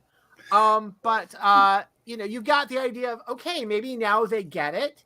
But then you see like the approach they're doing with Batman, and I don't want to say that grimdark is not the Batman aesthetic, but there are other elements to those stories and that character that feel like could be represented in film. Maybe a straight detective movie would be nice, but that would be lovely. I wish, That would be honestly, that's great. that's what I thought this was going to be originally, but I don't know. And the thing is we're always dealing with the multiverse, really. I mean, no one really dies in comics, regardless, Marvel, DC. Well, I want, if you're going to do a reboot, you make it campy, just like, the original Batman. Well, they did a bunch of 66 cartoons. They did a bunch of Batman 66 cartoons, which, by the way, were great. Yeah, they were. I like those because they brought Adam West and Burt Ward back while Adam West was still around, and bless They're them. on HBO right now. If people have that service, they're awesome. But I would prefer just a straight up detective film that just happens to be Batman. Basically, nice. The next person that writes a Batman script or directs it, I just would like to have a quick conversation with them, take all of their Frank Miller comics, roll them up into a ball, whack them in the face with it, and go, no, no more Frank Miller. No. I'm seeing a meme where Batman hits somebody and exclaims something. It's cold outside. No more Frank Miller. No. No more Frank. You would rather see the Azrael storyline? Oh my God. Sure. Okay. All right. This would be different and weird. So I think they should. I want to see the actors do a Hostess Twinkie commercial. Oh. I want to you're see talking. Christian Bale as Batman doing a Hostess Twinkie commercial wasn't or that fruit pie. Wasn't that in Into the Spider-Verse? Didn't they do that? No, they're saving it for Doctor Strange in the Multiverse of Madness. Okay. But I want to see that. That's I how want to America see Chavez that. shows up. This does bring in the Hostess pies. She's got the big bag over her shoulder, kicks a hole in space, and goes, "Hey, bad guys, try these. Try these." Listen, I want to make that happen. I do. I want that. I want that to happen with multiple characters from the MCU. I think that would be fantastic. That's how the Fantastic Four gets introduced. Oh my Or God. actually, knowing how he does use viral marketing, maybe if they ever do bring Deadpool into the MCU proper, maybe that's how you bring Ryan Reynolds in like a YouTube video where he hands Tom Holland. Oh my God! But the thing is that they'd have a problem. There's no way, because it would be like, we can't show this on Disney Plus. That's why I said YouTube. Well, actually, but the Disney thing about Plus in other Deadpool, countries shows adult content. So yeah, you just put it on Stars. Yeah. Well, what the thing they do in the comics with Deadpool is, like, when it's Deadpool, he's very Deadpool-y, and then he can be in another comic and be taken much more seriously because I guess it's not told from his perspective. Yeah. So, so when he's in Avengers, or when he's in an X-Men book, he's not Deadpool breaking the fourth wall. Right. He's Deadpool, and occasionally he will have a point where it looks like he's talking to himself. Mm-hmm. And that's the funny bit, but he's usually just a regular character. Person. Okay. Yeah. And he All right, already and I want to showed up see with Deadpool then do a Hostess Twinkie commercial. I think that would be great. Yeah. Yeah, and he did show up with Cork, like you were saying. Yeah. Yeah. Which I loved. Yeah. But yeah, it's just a matter of time. He's going to come over. So what happened? So somebody leaked a section of that film for the Batman, and the director just went, okay, just show the entire thing. Is that what happened? Mm-hmm. I don't. There's a 2-minute and 45-second clip of the funeral. Okay. I thought they just released that. I think that was. Universe? I think that was a Yeah, that was a release, but that was like a fan cave thing. Was Or it? fan I thought I thing, read. and I then- thought I read where there was a leak, and then the director went, "Screw it, just release." You know, I think that was a 2 minute, 45 Fandom second. exclusive clip, and then it just got out. Yeah. Oh, okay. Because I think that's what that is. They did Whoa, one of the, yeah. they did one of the Fandom events, and Okay. they showed the clip, and because it was around the same time the trailer came out, right? Okay. The longer trailer with all the Zoe Kravitz stuff in it.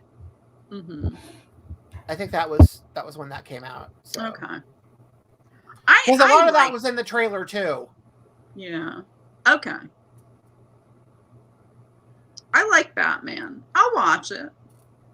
I mean, I mean, you know, I'm not going to risk COVID for it, so I mean, I'll see it Yeah. eventually, but I'm not. Well, it's Well, coming when out they put it HBO Max, on isn't it? HBO Max, Yeah. 2 days after it comes out, I'll watch it. Yeah. So Sundance just happened, and since we're talking about streaming services, that apparently Apple, I think, bought up one of the major prize ones. So Sundance has now turned into the streaming service bidding war place, because a lot of your indie films are not really getting play because nobody's really going to the movie theaters Right. still. Well, I think Netflix has cornered a market, and that market is we can hire people and give them lots of money. And make sure they never have a second season. and make sure they never have a second season, except, exactly. I like Cowboy Bebop, but yeah, go ahead. You know what? I liked it for what it was. I never wanted to make the comparison between that and the cartoon. No, I didn't I just either. viewed I it as liked its the own soundtrack thing. was good. And yeah. I never watched the cartoon. I watched the first Yeah. episode. The next day they announced it's not being renewed, and I just forgot about the Yeah. whole series. I Oh. mean, Well, what was it? It had like 8 days to find an audience or something ridiculous. Yeah. Like that.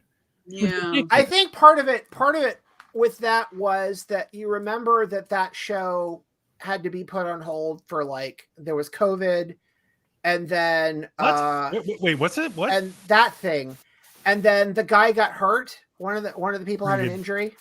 We're getting I think demonetized. so. One of those guys had a major injury, and then they had to pause production for that.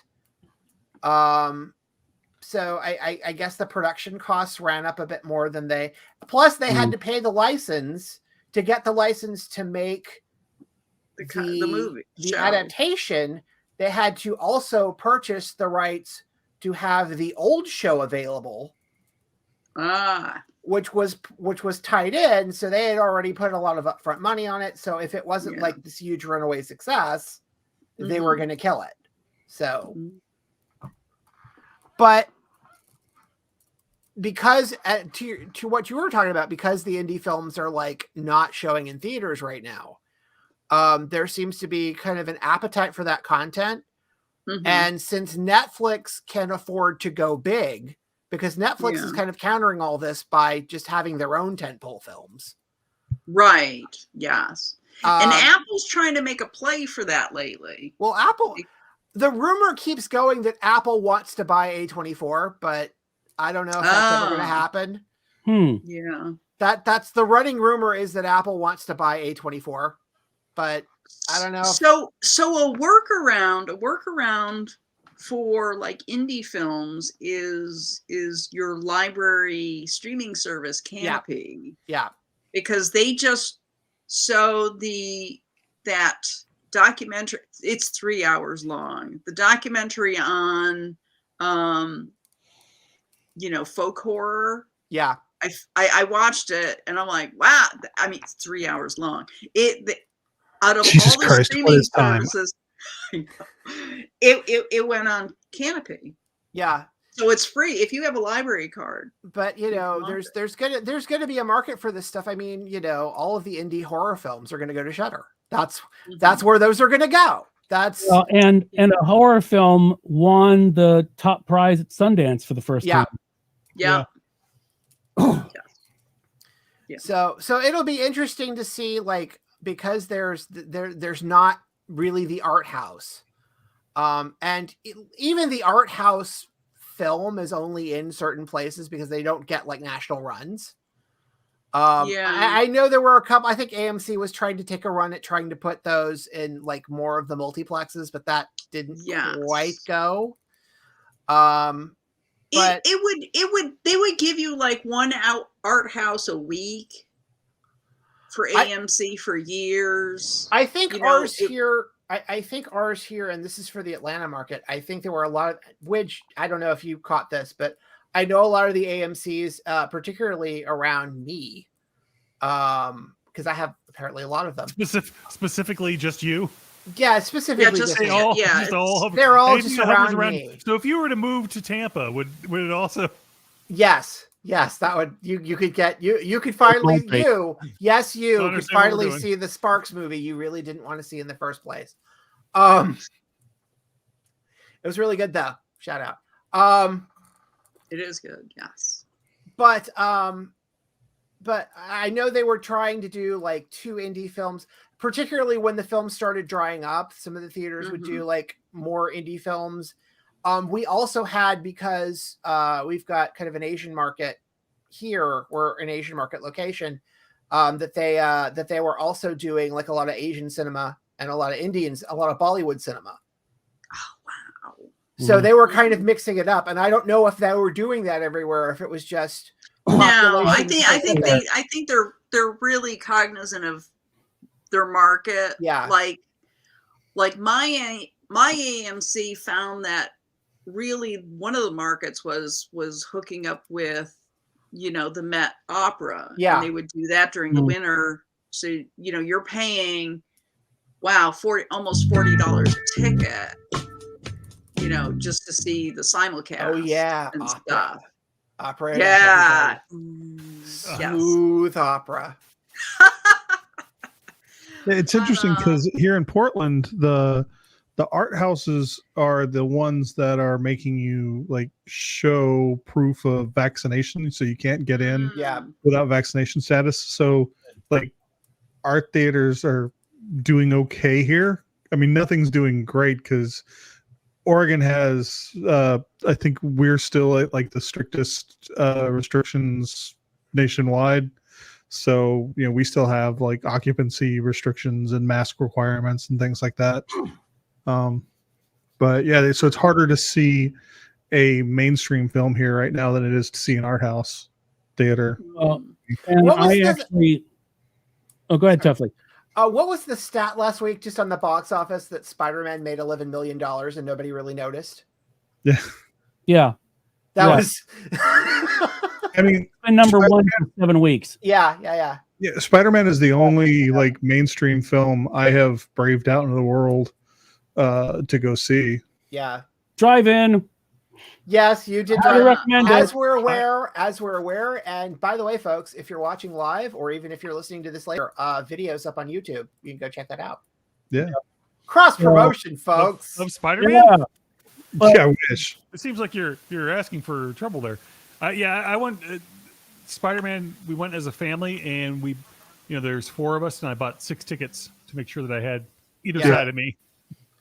Yeah. Did you really? Oh wow. Yeah. So let's see. And by the way, pro tip: if you do that, especially AMC, just buy the kids rate. No one's coming in anyway. Get the cheapest rate. What do you? So let's see. Stuff I actually. So did you have to pick your seat, John? Did you have to? Yeah. Here we do. Yeah.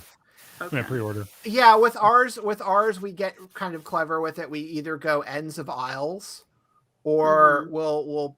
Because with A-list you can, because we have the A-list thing, and you can kind of choose your seats. But there was one point where they were blocking off seats anyway for their COVID restrictions, for their capacity restrictions.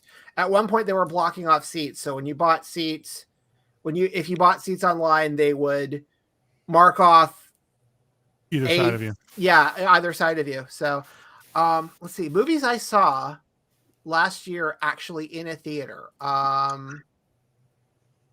Sparks Brothers. Last Night in Soho, Shang-Chi,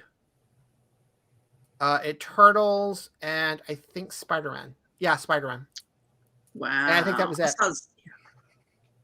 Yeah. I saw 2, I think it was, because I saw Spider-Man. Yeah.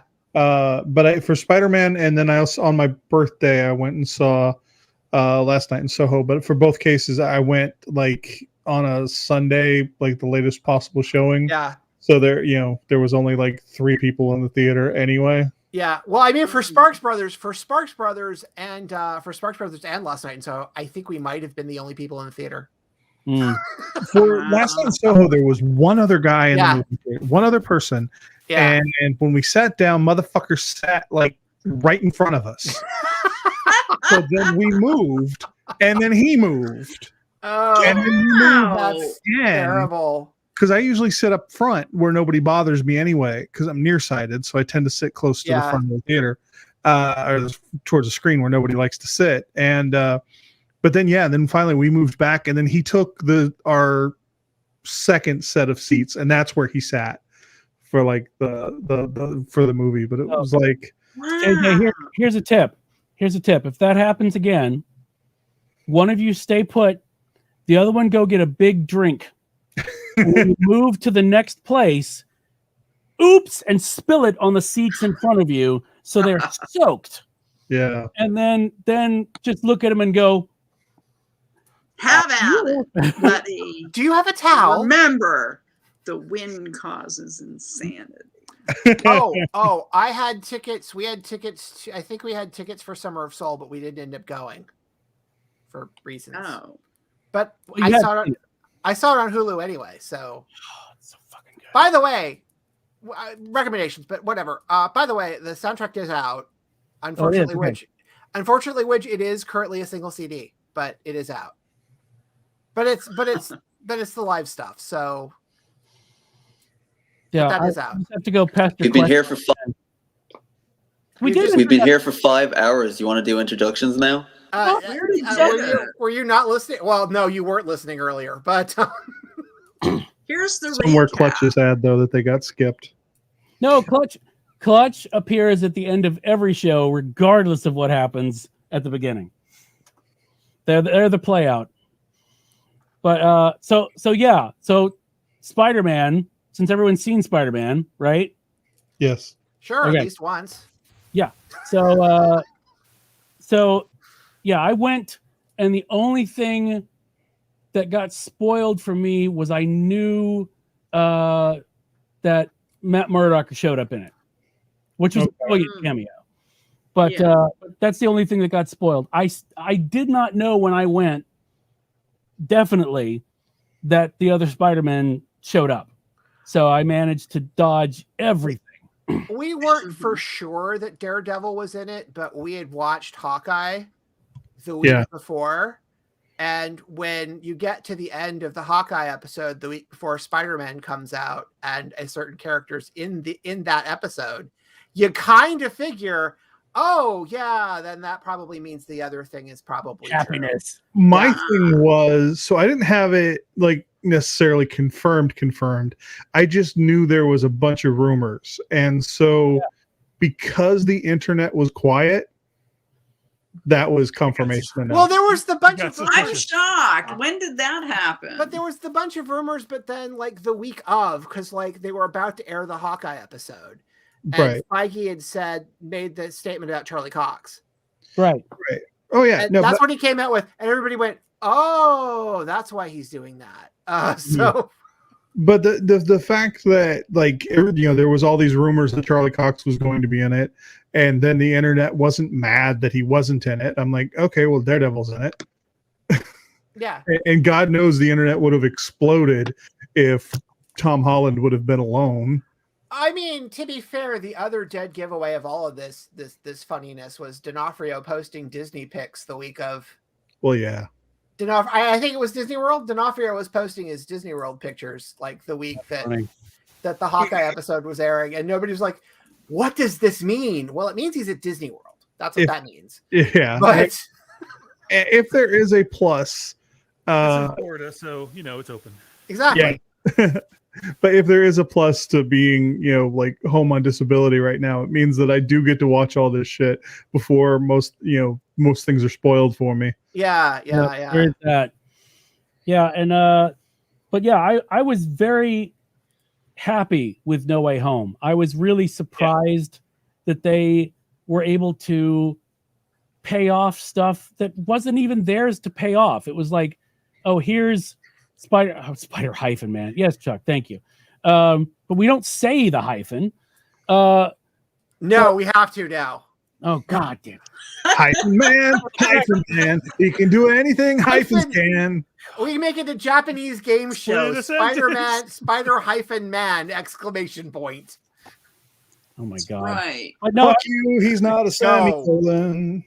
basically, the fact that they were giving Maguire and Garfield stuff that let them pay off their versions of the characters, that was very impressive to me. And they managed to do it without, I mean, they did it organically. It made sense for it to happen. And even the thing that was a little strange for me about Strange doing the whole thing in the first place seemed to make sense within the context of the film. Yeah. It felt like the chess pieces got moved in a more organic way than I would say Civil War managed to pull off. Probably because there were fewer characters to do that with than Civil War, amazingly. But it felt more like all of the stuff that happens in No Way Home is the Spider-Man thing that happens in No Way Home. All of the things that happen in Civil War, you kind of question, why is this a Captain America movie? Right? So in a way, it made more sense for all of these things to be happening in this film. But yeah, so I was very pleased with it. Chuck says the big shock was that they adapted One More Day and made it good. It's the same thing with Civil War. Civil War was shit, and yet they managed to make it good. Fair enough. Anyway, so and they've left doors open. I mean, it's no Frank Miller's Batman, but if no Frank Miller, no, bad John, no. Oh my God. So, and then I finally got to watch Eternals, which I'm curious what everybody thought about Eternals, because apparently there are a lot to talk about Eternals. I'm gonna, as much as I liked Spider-Man, I'm just gonna go ahead and say the controversial opinion now. I liked Eternals and Shang-Chi slightly more than I did Spider-Man. Sure. Just because I mean, so anyway, Tuffley decided he had to go. So the breakout room is now open. The breakout room is now open for any mediation. And Spotify negotiations for my show can start now. There you go. I mean, brand new for 2022. Everything is privileged and confidential in the breakout room. I mean, we can now do something that I know is not generally on the internet, but I will say, okay, Tuffley, I respect your opinion. I don't necessarily agree with you fully. But Chuck loved it, Eternals. Yeah, I know. One of 12 people. Chuck liked it. He's one of 12. I like Eternals. The only thing that I wished with Eternals just a little bit. It's what kept me from being able to say I liked it more than say Spider-Man or something, because I really did think it was good storytelling. I thought it was bringing something different into the MCU, which it desperately needs. Besides Harry Styles, spoiler.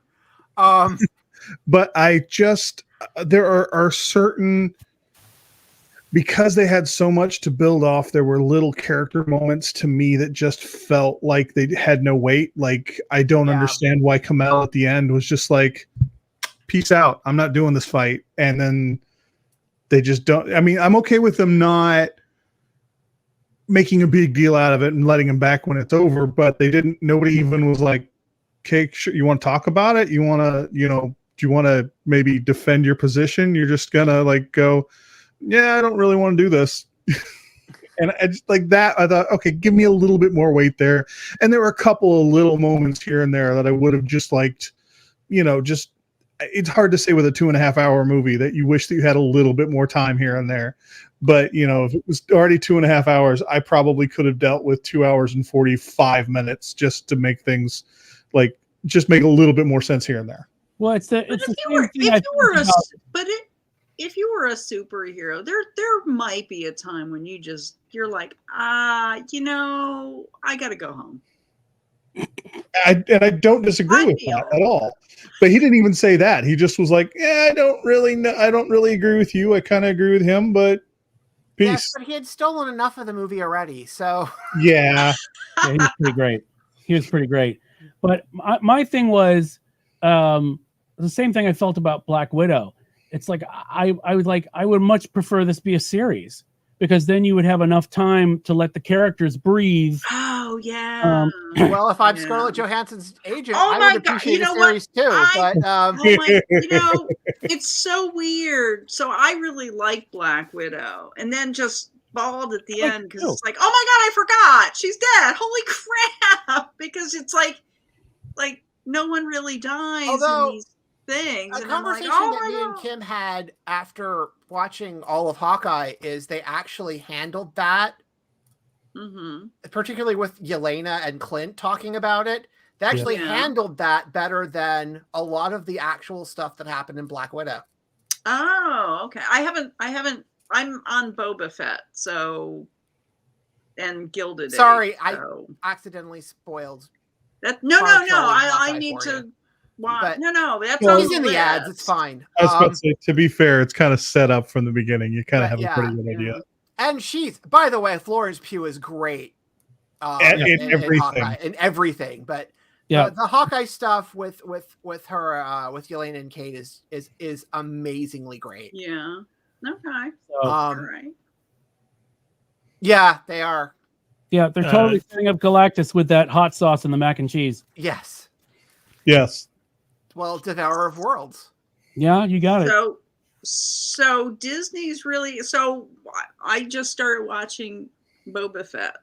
I made my boyfriend watch The Mandalorian season 3.1. Nice. Dances with Banthas. Absolutely. Oh my god! And the Great Train Robbery. I mean, someone.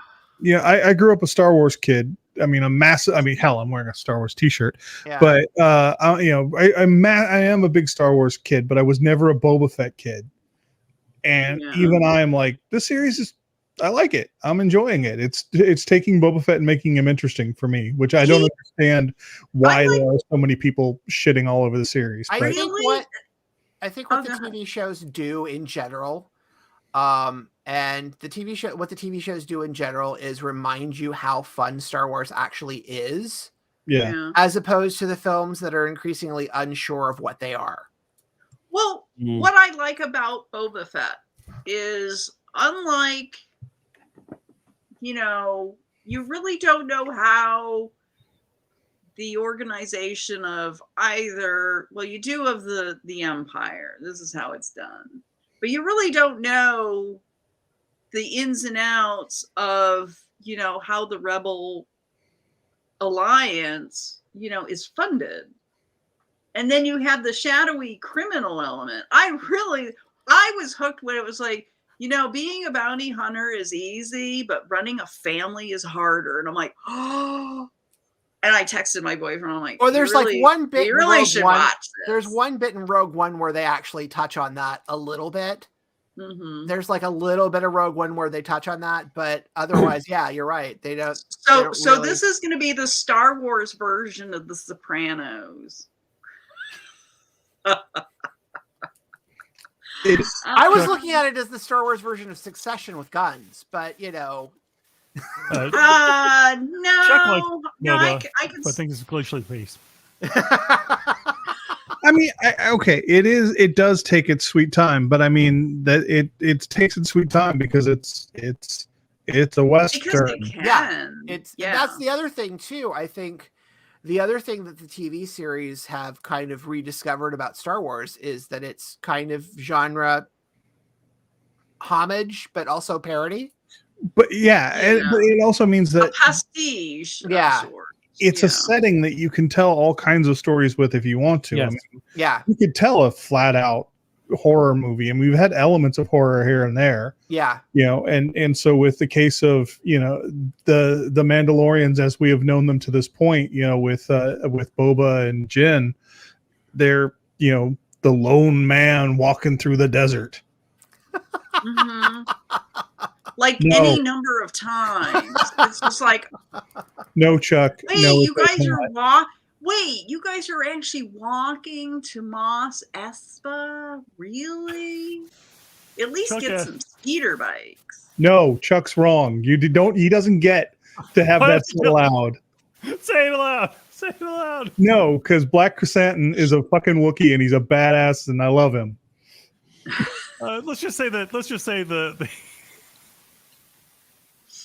Say it out loud. Well, maybe Does there's that gonna make maybe Black there's gonna be a season 2 hookup we're not seeing coming. So do we get more of Amy Sedaris? Well, how up to date on Boba are we? Mandalorian. Oh, I'm not much, but good. Thanks. She's That's a cross good. Yeah. Mandalorian. Yeah, okay, Erotically. good. It's like good for her. So you haven't watched Mandalorian yet? I have, yeah. Did I miss that? Actually, I went through it twice. Oh, Yeah. okay. By the way, No, I just wanted to see if she was going to be in Boba Fett. Well, she was in the Oh. first episode briefly. you're gonna get a surprise. Oh, yeah. Okay. Yeah, she's not caught up. So yeah.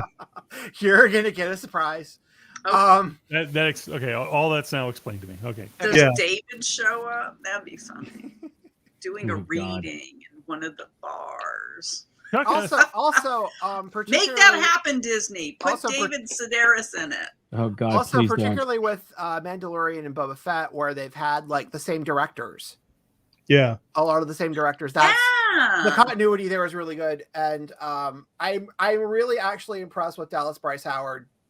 Oh, she's amazing. Yeah, really impressed. I with what she's been like doing. the Robert Rodriguez one. The Rodriguez one was damn good. I enjoyed that. That one was too. really good. I'm like, dang. Well, Rodriguez has done 2 of the Boba Fett's because he did the Yeah. first episode of Boba Fett and he did the one where they introduced the mods. Motorcycle. Oh, Yeah. the motorcycle Yeah. race. Scooter race. No, I like that one. I like that one.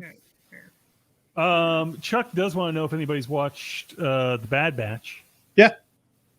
Really interesting stuff. Thanks, Yeah. Foundation of the Empire. I And also, think Mandalorian. Kim's trying to catch up with Clone Wars. How tied in is that after Clone Wars? Because Kim's trying to figure that out. It is after the Clone Wars. The Bad Batch are introduced in that season 7 Okay. of the Clone Wars. They have an arc and then they come out of it, and then that's where their series is. Okay. Yeah, Okay. Tarkin's in that, But- right? Yeah. But yeah, I the haven't. Clone Wars- Go ahead. just the Clone Wars is one of those things that I don't know how far Kim is into it.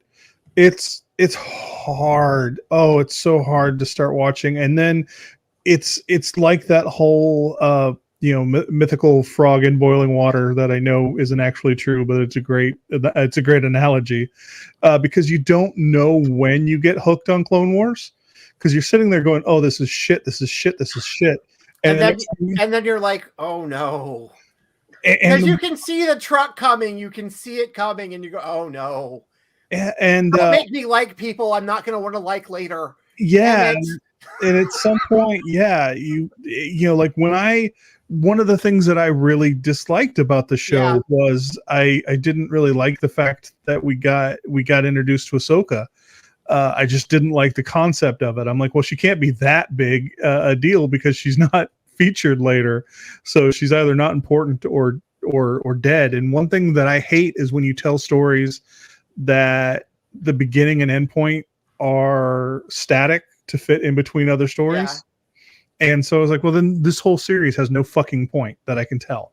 And the next thing you know, you're watching the show and you might still kind of feel that way, but you're like, oh God, I love Ahsoka so much. Yeah. I was burning through it. Disney Plus had like the Essential Clone Wars, which basically cut Oh, it'd be cut out episode- like that. season one, Episode episode 1, 4 that and nothing then episode happens. 4, I and think then that was episode, what was you that know, when Disney Plus launched because they didn't have the rights to all episodes just No, yet? I think it's still there. I think you can still do the same thing. Okay, because Um, I know there's some rights things that Cartoon Network still has some ability to air things that that's why you don't have all the episodes now, I think. No, I think because they actually called it the essentials. They had the Yeah. other episodes. Okay. It was just these are the things you need to know. Right. Yeah, It's like any series. There's always that throwaway episode. You know, it's just like nothing happens. Chuck just pointed out there was an whatever. episode apparently in Clone Wars where they talk about school lunches on Mandalore. School so lunches. So there should be know. a Mandalorian commercial for Hostess Twinkies. But yeah, So and you're saying they missed a trick when Boba was able to free himself. He didn't bring the Twinkies that were down there with him. That would have been Well, great. Clone Wars, you also get to see a lot of young Boba. You get to see where Boba made the transition from being angry kid into becoming a bounty hunter. Yeah. There's aspects of the show that are great. It just sucks for a while, and then all of a sudden it doesn't really suck anymore, and then it's over, and you're like, okay, cool. And then Bad Batch is really quite good. Well, and also Mandalorian, not as slow a burn, but Mandalorian had a bit of a slow build too. Yeah. Mhm. Like you're like 3 episodes in before like things actually start to pick up. Yeah, And Well, season, yeah, but you and get season hooked 2 kind because of you dragged get a little hooked- bit too, but you get Yeah. hooked Wait. because of the last shot in the first episode. Yeah. That's what yeah. drags you back.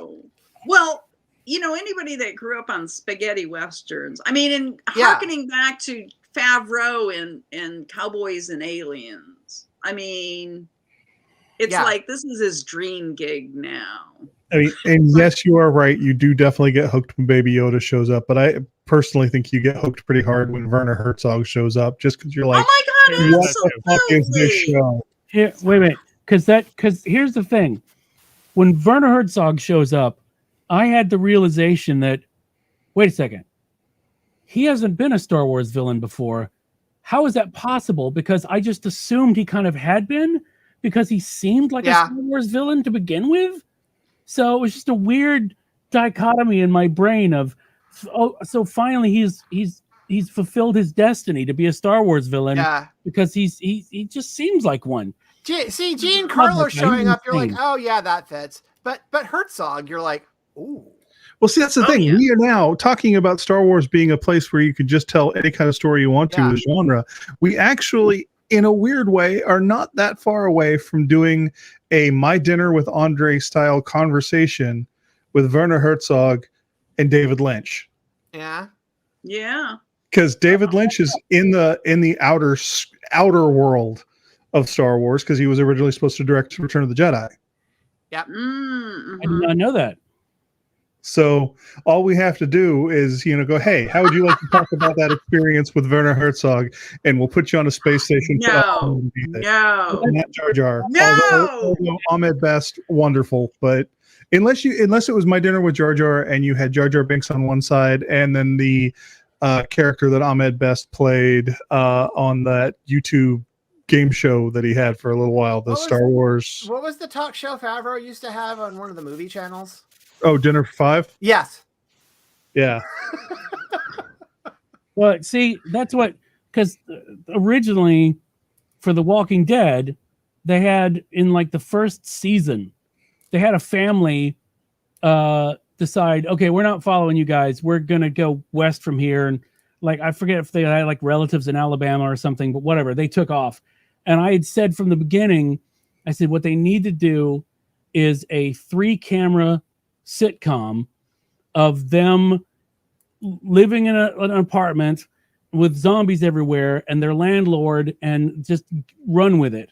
And that never happened. In fact, they brought back the father like 6th season or something, which I appreciated. But now that they're doing the Carol and Daryl spinoff, I think they need to have that same thing. They're a couple and they're living in an apartment, and they have like whoever is going to be the Don Knotts version of the landlord, and then you've got the Mr. Roper version of the landlord, and it changes each season who the landlord is. I think to bring this back to the Oh, I beginning like of the show, that. I my think that was a Call of gosh. Duty expansion with the zombies. Well, that was an expansion, yes. But now if it was a sitcom with zombies expansion, then I might actually learn one of those Chuck goddamn. asked, "Does anyone watch Walking Dead anymore?" No, I haven't watched it. I haven't watched it. I think since the first season of Negan, and that was it. That was the last time I watched it. I didn't even watch that entire season. I knew Glenn was gonna die, but I still the way the show did it felt just of a show that was like what, a decade ago. Yeah, that show ended with season 6, episode 3, so it hasn't been on in years. Which one was that? Walking Dead. That was the one. That was the one. No, I know which episode. I know what show we're talking about. Wait, do it as the title of a Friends episode. Go. God. It's the one where Glenn dies by the dumpster. Oh, okay. He actually died because the one with the fake out. No, there was no fake out. Glenn died and the series ended because and then everybody woke up and they were in a snow globe. Okay. Do you mean that from St. Elsewhere? I throw up. Yes. I threw up on the screen it's all a spinoff of St. Elsewhere. That's what it is. I threw up on the screen that the way that the comic ended was pretty dope. Chuck had put that in there. At the same time, Rox was saying it ended in a snow globe. I'm like, wait a minute, that's how the comic ended? That's how Kirkman ended it. Yeah. In Timmy's Westfall's He mind. shot JR. Yeah. Well, basically, with Walking Dead, what they did is they solicited a bunch of fake issues going out for several months, and then announced like the week before the final issue, nope, this coming issue is the final issue. And that was great because, I mean, if you think about it, how many times have you been watching a film and gone, there's only 15 minutes left, somebody's like, going to die, or something's going to happen. There's 45 minutes left. This isn't done. They're not the murderer. So they were like, okay, we're just gonna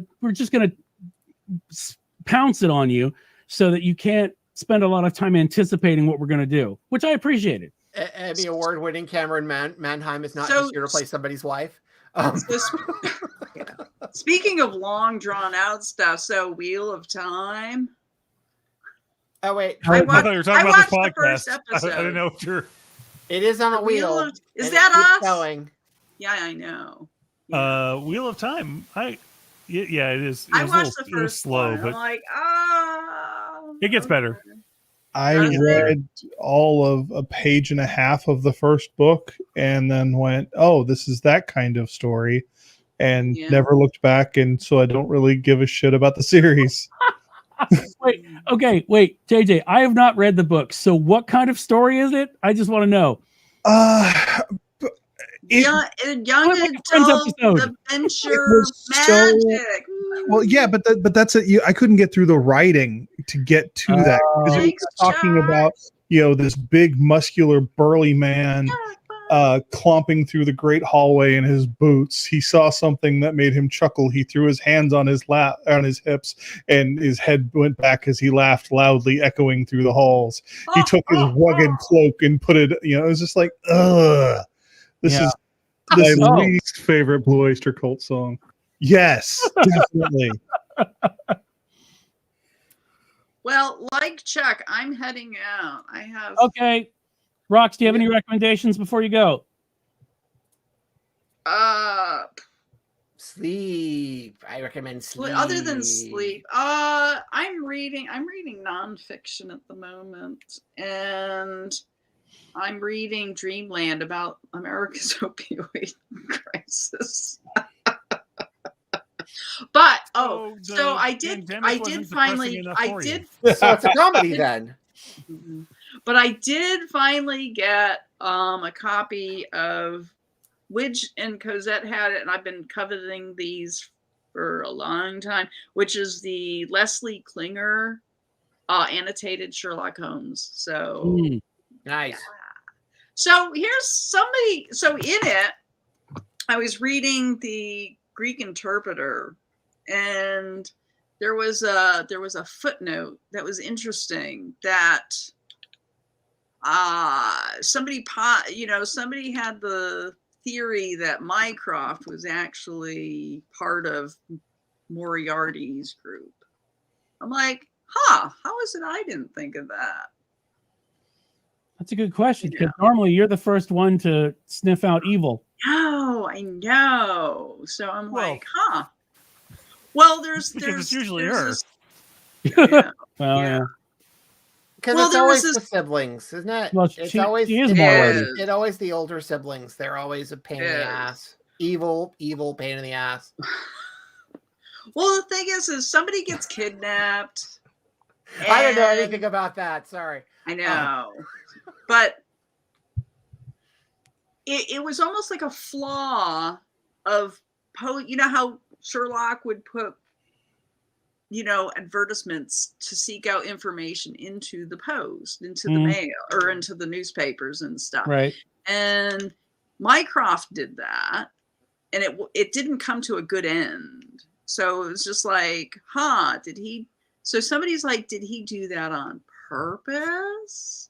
Or was it a true mistake? Now, the thing is this is the story where, Sherlock says that pretty much Mycroft is the British government.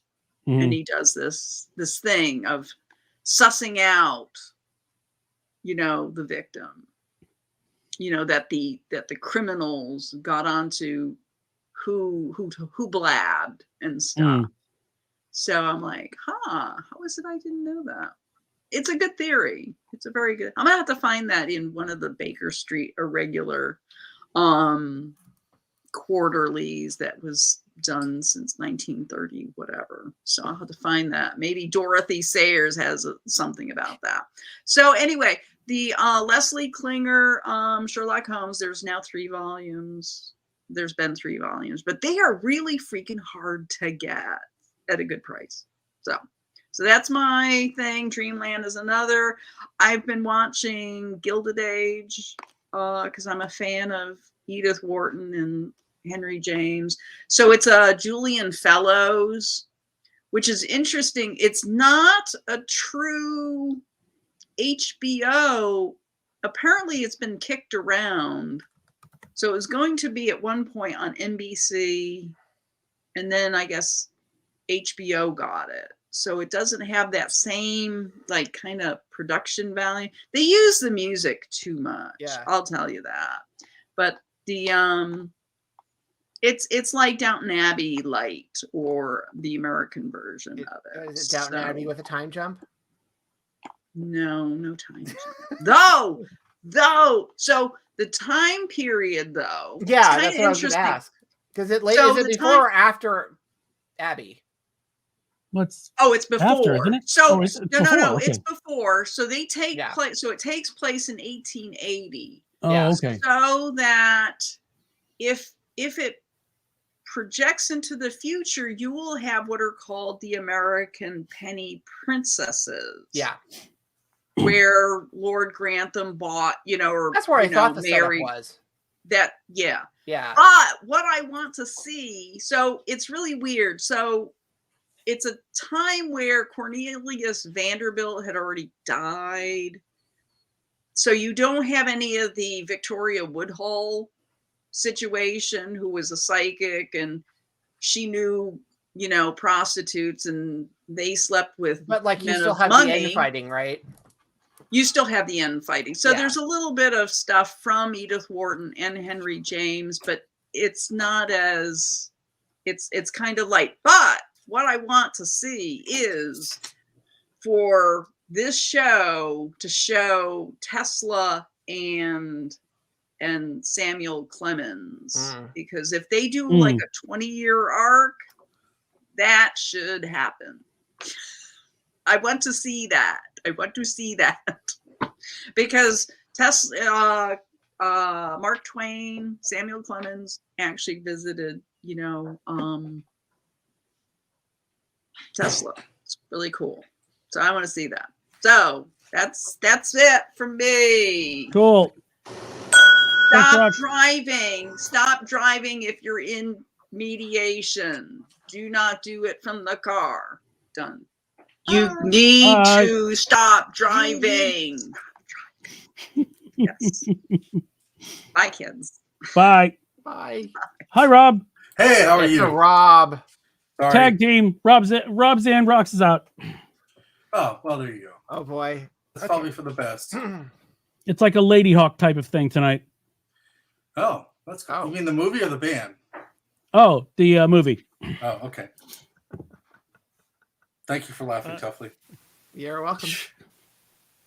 Although slight tangent, Rob, I was watching. I found this the other night on YouTube. Haha. Somebody has posted the entire run of the Tube. Oh, yeah, you didn't know about that? No. Hey, Rob, I came back. I saw you popped on. Hi, Rox. How are you? Hi, I'm good. Good seeing Yeah. you. Good seeing you. Yeah, we were out for Janet's birthday before Snowpocalypse. Oh, happy birthday. Outside, to Janet. the heated patio. So, just so everybody knows, Snowpocalypse. Yay. Okay. Well, Florida's open. I don't know what you're talking about. We're getting sleet and snow. It'll be great. Okay. All right. Okay. Good Yeah. seeing you. Goodbye. You too. Good time. Bye. Bye.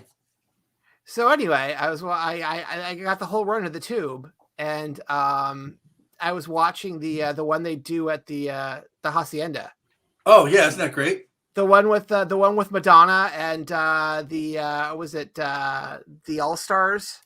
Yes. Some of the Certain Ratio guys and some of the some of the New Order guys, and they Yeah. do Love Will Tear Us Apart at the end, And it's a mess. and it's a mess.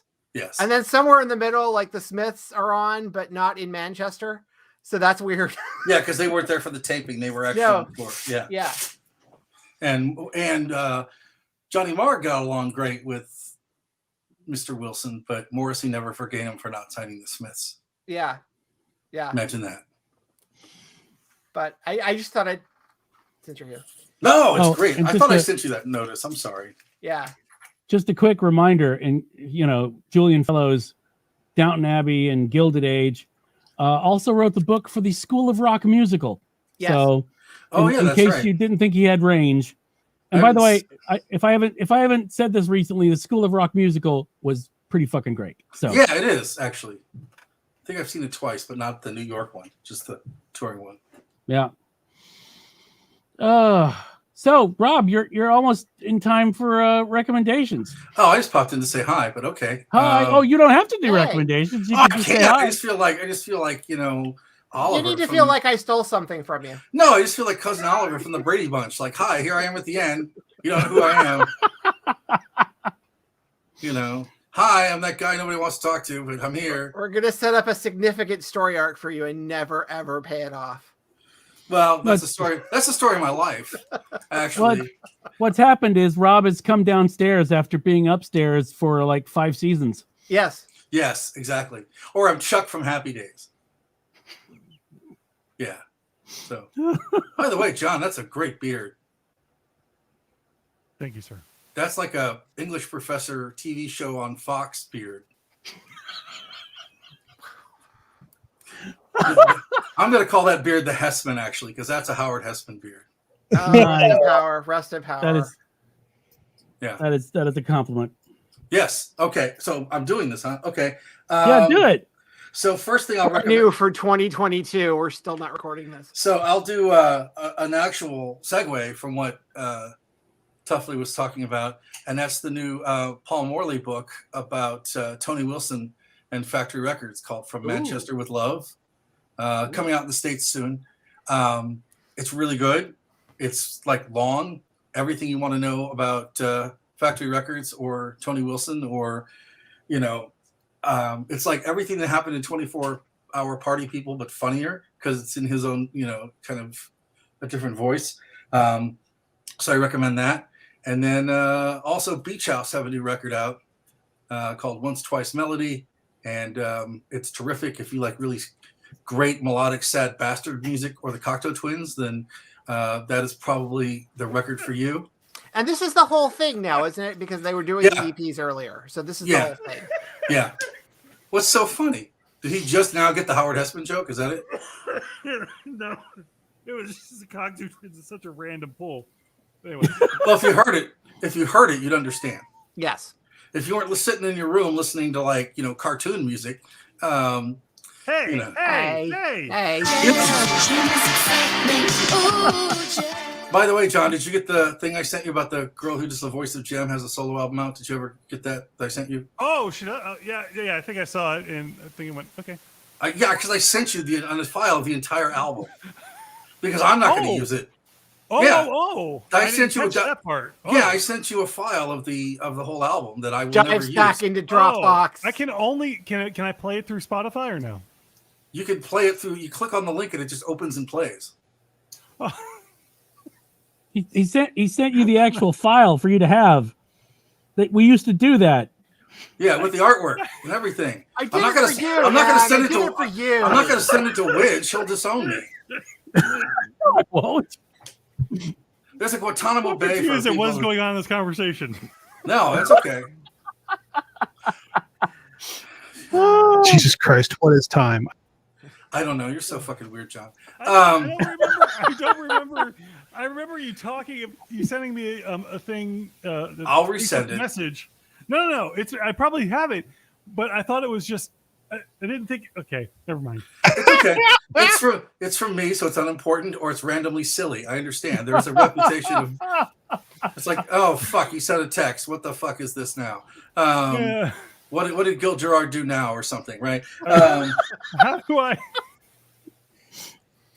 I feel like my grandma suddenly. How do I? Well, at least you don't look like her. Are we starting to kick around the probable titles for 300 now? Because what the fuck did Gil Gerard do now? I don't know. That's the first thing that popped into my head. So what can I say? I'm sorry. That was mean. So yeah, back to the book. It's actually really, really good, and it has a whole collection of like really interesting stories about Tony Wilson and such things. And then I'm going to butcher this, but there's a brand new Jarvis Cocker record out that's in French. You can just look up new Jarvis Cocker record. That way I don't have to mangle French. And it's all him singing famous French pop songs. And it's pretty great. I mean, I recognize some of the pop songs, so I can't be that uncultured. But I highly recommend that as well. And I think that's it. So, cool. I would just like to tell you, I found the message you sent, and I click on the link, and I think this may have been what happened the last time, and it says video is not available. Huh. All right. Well, I sent you an email, though. I didn't send you the thing on Facebook, so I'll just send it to you. I will resend it to you. The other thing. I'll just find it, and I'll resend it later. other thing. I'll figure it out. If I still have it, because when that comes into my house, it's like, that gets out of my house very quickly. So, because that's the Kmart of pop music, and I don't want any part of it.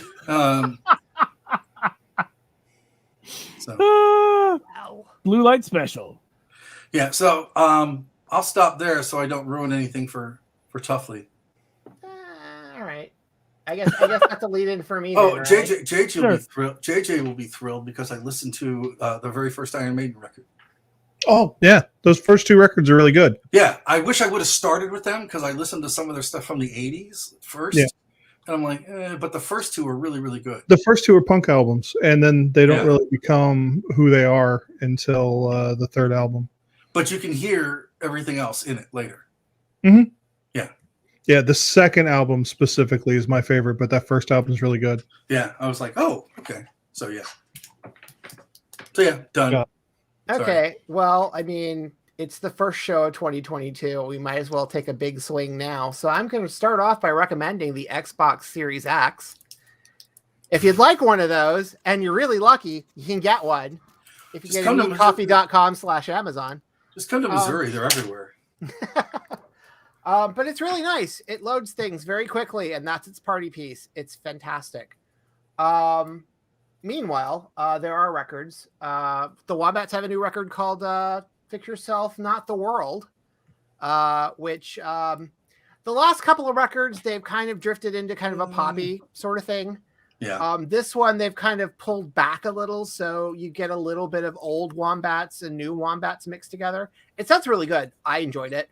I liked it more because I was afraid it was going to be really poppy like the last couple. Yeah. And I didn't mind the last couple of poppy records, but you kind of start to wonder what audience these guys were going after. But I do appreciate this one. I like this one a lot, and a lot more guitar in it, so it's fun. Also, the clever lyrics are still there, so it's pretty good. I also enjoyed the new Elvis Costello album. It's called The Boy Named Death, which is, speaking of throwbacks, which is a bit more of a throwback than you might have been expecting from the recent Elvis output. But I thought it was really good. And when he was here, I saw him in the Imposters when they were here, and they ended up playing like half of this record when they were here back in October. So I really, really enjoyed it. And they hadn't announced the record yet. Mm-hmm. So I was trying to figure out, was this on the last couple of records that I've missed? But no, it was the new album they hadn't announced yet.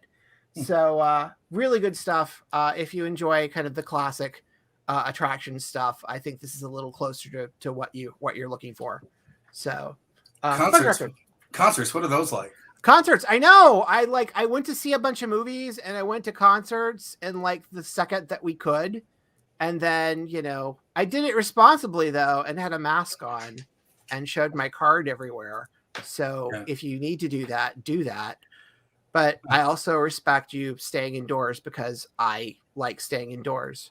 So yeah, I've only been to like the symphony and theaters where they have like everything separated and they have new filtration. And... Oh, I am super nervous about OMD and Sparks, man. I am super nervous about those not happening. I know. I'll message you later. I know. We'll talk later. Don't ruin my day. I have so little to cling to right now. Don't do this to me.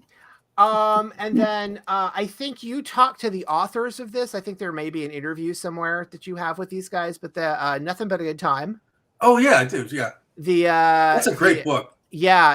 I'm reading it now, and it's pretty good. It chronicles 80s hard rock, that whole scene, which is an oral history. And yes, JJ, you can continue laughing because the pun is completely intentional. But it's really good, and I'm really enjoying it. And I've actually gone back to a lot of stuff I haven't heard since I got hand-me-down records from my sister. So that is neat when the nostalgia hits you in a way you're not expecting. So it's a fun book. And that's it for me for now. Cool. Thanks, Duffley. JJ, I guess where to you? Okay. Well, I will say that on the day that we are recording this, today the founder of Megaforce Records passed, Johnny Z. Oh yeah, Johnny Z. So just sort of in a talking about like 80s hard rock and stuff. I mean, you wouldn't have a lot of that sort of thrashy sound if it weren't for Johnny Z. He gave Metallica their first break. He gave Anthrax their first break, Exodus, and a lot of bands of that sort of ilk. So, hey, if you feel like you want something ridiculously heavy, remember Johnny Z and listen to some early thrash metal. It's fun. I've also just discovered a band recently to me. They've been around a while. Just they're playful, and I'm kind of really enjoying them. They're a Japanese band called Man with a Mission. Oh yeah. They're sort of pop, hip hoppy, hard rockish. They wear like wolf masks, and they just released today a cover of AC/DC's Thunderstruck that they kind of rap, and there's some record scratching in the background, and I'm like, okay, I'm tired of this song, but it's like if Parappa the Rapper had a band. Oh wow. I mean, it's like sort of, you see the first time you see them and you're like, this is borderline furry weirdness, but it's also kind of creepy, but it's also that sort of Japanese hard rock, like really super produced sound. It's a unique blend, and I'm like, cool, I needed something different. Thank you. Yeah, if like the Spice Girls was made by Gore. Yeah. Great. but not as heavy as like say a Baby Metal or a Yeah. Maximum Or like the Hormone. Ghost. Yeah. Yeah. Because I mean, God knows, Maximum the Hormone hasn't put anything out in a while, but when they do, they're so bizarre that you can just like hook that shit right up into my veins. It's just so weird. But yeah, and the other thing, of course, I'm taking in the same media we are all taking in lately, but I went ahead and did a stupid financial decision, but really, really good for my own mental health, is that I bought an iPad that I couldn't afford because my old one wasn't working. And so since I can't really read right now, I've discovered that on my iPad, even if my arm's all messed up, I can still kind of scroll with the other page with a stand. Yep. So I'm getting to. I just got a subscription to Marvel Unlimited, so I'm like catching up on some comics, and I'm listening to an audiobook right now of the new Star Wars High Republic called something Light of the Jedi, probably. And it's I will say, if you're into audiobooks, it's really good. So and I did buy that iPad from Amazon through the Need Coffee sort of kickback thing. So I'm just throwing that out there for people, and that's the main reason I'm mentioning that I bought an iPad.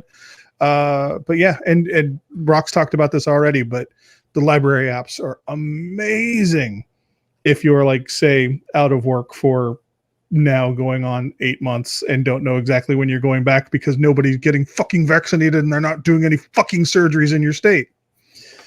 But JJ, how do you really feel though? Oh, so mad. He feels like the rest of us. It's okay. I'm It's so cool. I'm mad. not fucking kidding. This whole thing should have taken this whole process should have taken a couple of months, and now tops. And now I'm like wondering if I'm going to be out of work for a year just because I need neck surgery and nobody's doing it. And I'm sorry to complain, but No, don't. Anyway, Go to Canada. Can you go to Canada? I don't even know what the status is over there. I don't even know if they're doing surgeries. Yeah. Steve will do your surgery. Just give him some maple syrup. It's nothing, major. I just need a vertebrae taken out and replaced with a piece of titanium. Oh, is that all? Okay, Just hold on. that. Are you? I had to Well, get. wait. As much as he follows Marvel, we don't want to send him to Canada to do any kind of, surgeries because we know how that works out, right? Yeah. Thank you for getting that. But anyway, so yeah, remember your libraries. They're doing great things for a lot of people. And I guess that's really everything, that I'm loving. If you want, give us a couple days in the library, and Roxanne could take a swing at that. Yeah. Oh, that reminds me, real quick, if I can get something else in. Sure. Bandcamp has announced that Bandcamp Fridays are coming back. If you're watching live, starting this Friday. If you're listening to us later, through May. So it's the first Friday of every month. Bandcamp waives their fees. And so if you buy music or merch from the bands on Bandcamp, they get all the money. So we've been having debates about Spotify and all these streaming services and the shadiness of how much bands get paid. If you really want to support the bands, buy their stuff on Bandcamp, buy stuff on Bandcamp, buy merch. This is my Bandcamp Friday list. Exactly. So, I have no money, but I won't have less money on Friday. Go that way. It looks more like a manifesto there, Rob. Well, there's a lot. Like, well, he's written things and scratched it out, so he's gonna. There's. Have you read my handwriting, John? Okay.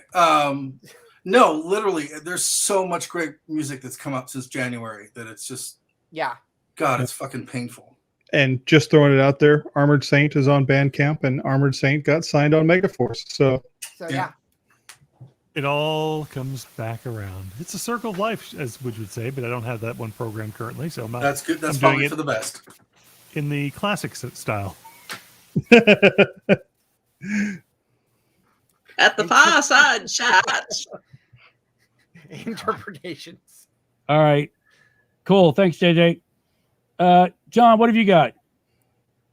Oh, you would ask, wouldn't you? Yep, I'm what I going do. to actually. The only purpose. I do have a Series X, so I would encourage everyone who has a Series X, or you know what, even an Xbox One, please go play Battlefield 2042. If only so that I have someone to play with, because nobody else is there anymore. Is it one of those? It's really so horrible. It's actually good and entertaining because it is horrible. I actually play it all the time, and I'm not so. In terms of bugs, I'm still caught up in first person shooters that it doesn't really bother me. In I played terms every of- Battlefield series. I don't care about the specialists. I'm like, okay, it's something new, whatever. So let me ask you, because you've played it, in terms of bugs, by numbers, is from 1 to like WWE 2K, 20. Is this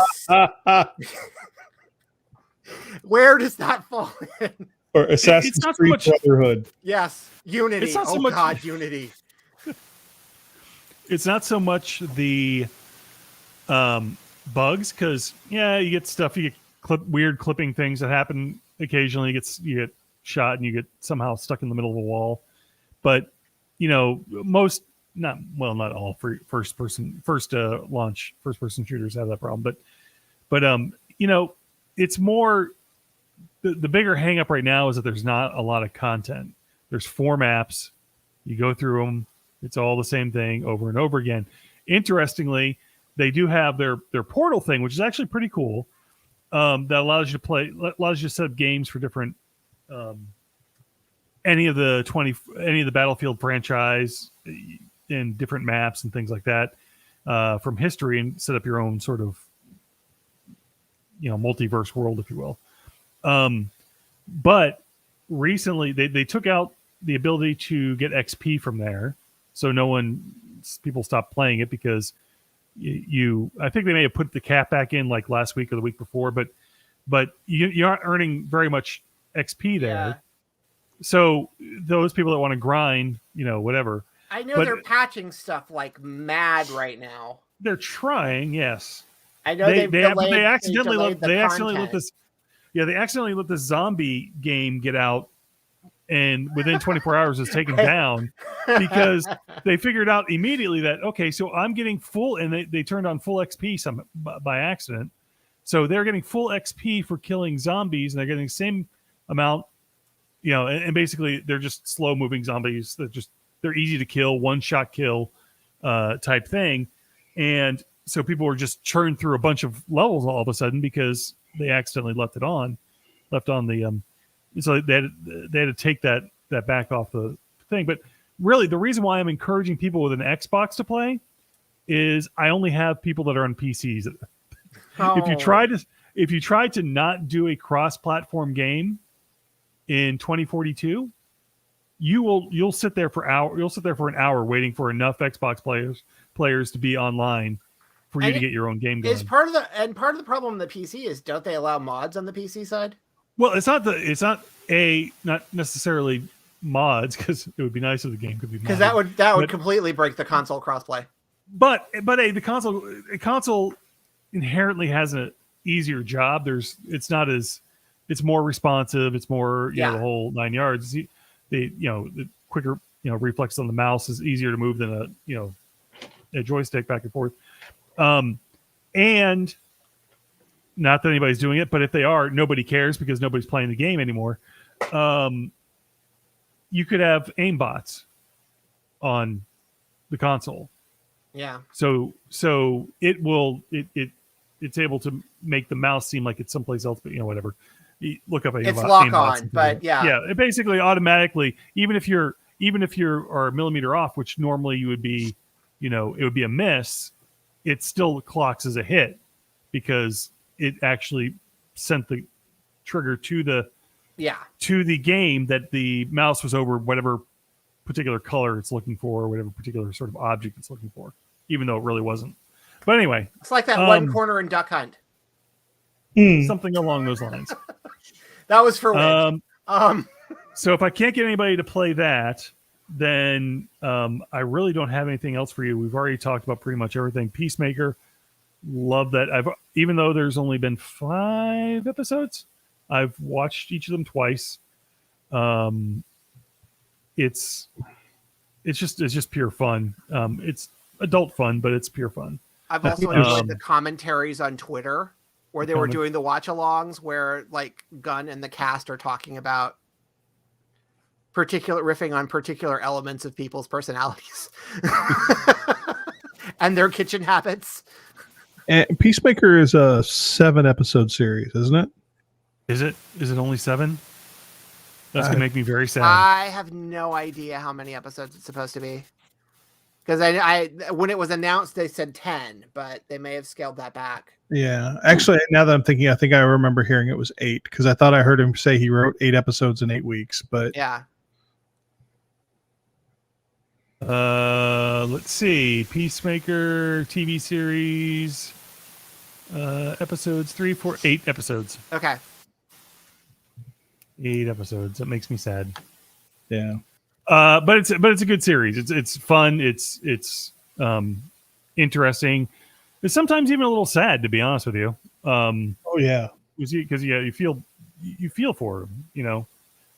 I never ever thought, though. I have to admit, I never thought I would watch anything that would make me feel like joyful for hearing Hanoi Rocks. Yeah. Yeah. That. Oh, by the way, that soundtrack is available as a playlist on Spotify. But that the soundtrack and James Gunn put it together is just fantastic. I mean, it's not. There's no just songs that you absolutely know out of there, right? I mean, the folks here maybe know a lot of these songs, but they were all the sort of background glam metal, hair band metal, 80s metal songs that weren't the the big ones, but they were definitely ones you remember. So it's I actually it's done an excellent job of putting that together. In my tube binge, I came across the Hanoi Rocks episode. That they're on the tube, they're playing their clearance, their Creedence cover. Because that was the thing they were touring on at the time. Oh, okay. Sorry. Yeah. I think I was with you. They were touring the UK when their big single was over there was the Creedence cover. Gotcha. Now I'm with you because you were talking about watching the tube earlier, but when you just said on your tube kick, I was like, wait, is that what the kids are calling YouTube now? It's the old British 80s music show that Jules Holland used to host. Gotcha. Yeah. But no, they were on it. They had a mini set. They did like 3 songs and like they led with the Creedence cover, which was fun. But they do Bad Men on the Rise? Yeah. Oh, okay. I was gonna say because as soon as I said that, I realized it was Wolf something that I was thinking of. Yeah. But no, that's fun. That's great. I did forget to mention earlier when I was talking about stuff. I did just to throw this out there real quick. I am doing a radio show once a month now. So SW20 Radio out of Wales. Once the Monday of every month, we're doing You Love Musicals and So Do We. So if you want to hear 2 hours of musical stuff, send me a link to that. I'll post it. Oh, thank you. Yeah, send it to me too as well. Yeah, but yeah, it's 9:00 the first Monday of every month on Wales time. So East Coast time, it's on at not East Coast, excuse me, West Coast time. It's on at 1 in the afternoon. So it's a fairly polite time for us. Cool. Sorry. Right. And you can get that from neatcoffee.com/Amazon/ we like musicals and so do you like musicals and so do we. By the woman next door to the girl in the window. Yeah. Good luck with that Xbox. Yeah.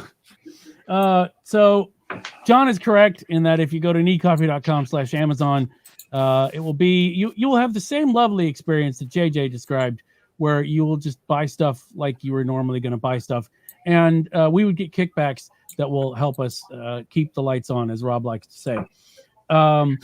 So I can see those. I can see not individually people doing it, but I can see group wise people doing it, and it is very helpful. Thank you. So my stuff, I will say, I don't have any specific albums on Bandcamp to recommend because I would need to go and find the ones that I'm thinking of. But I know that there are some great reissues of world music from like Asia and Africa that previously had been extremely hard to find. I was just listening to a Giles Peterson show today from a couple years ago where the DJ was talking about having to spend 400 pounds on a disc of Ethiopian music, which turns out is on Bandcamp. So, and I can't remember what the damn thing's called. But anyway, so there are lots of great reissues of stuff that you might want to check out on Bandcamp. I'm definitely going to have to make a list. Other recommendations, since we're talking about video games, Doc let me know that Wingspan is a video game now. And so I've been playing it on my my phone. And if anyone else is playing it, I'm Widget Walls on there. For the love of God, invite me to a game. Because, you know, there's lots of people on there, but for some reason they just forget that it's happening, and then the game times out. It's not very good.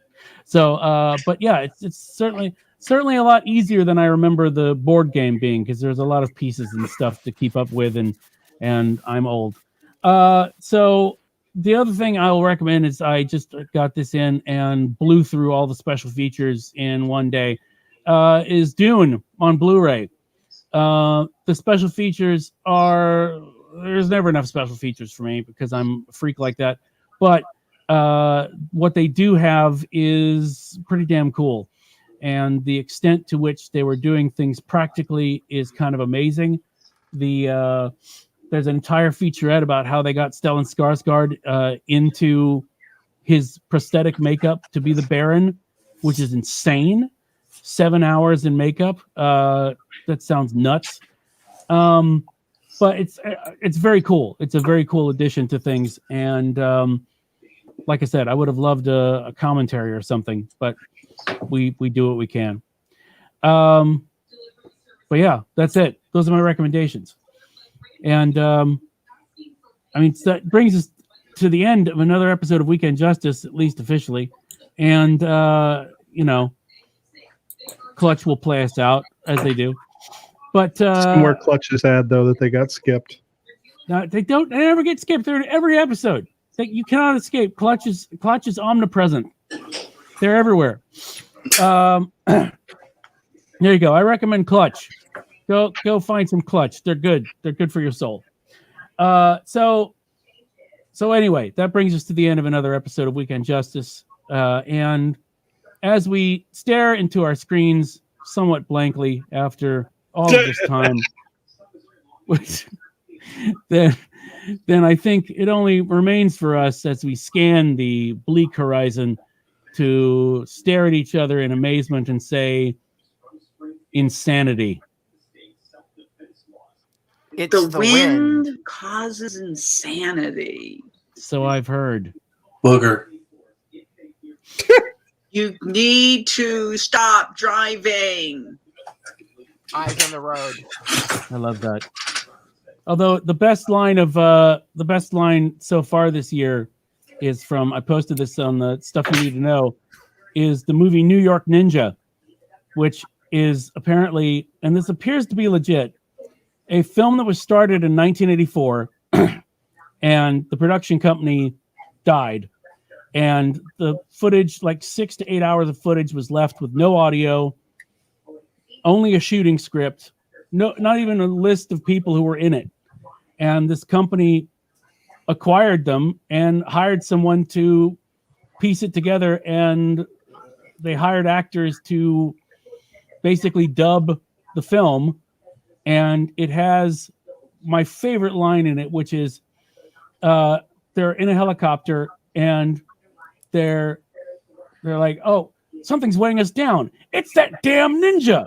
So, and there's a ninja dangling from a rope from the helicopter. But I love that because it's so ridiculous. And for those of us on this podcast, Kids Ask Your Parents, but who are familiar with the martial arts films of the 80s, if this were somehow non-legit, I have no idea how they nailed it so hard, how perfectly it looks. So How is the RZA not involved in this?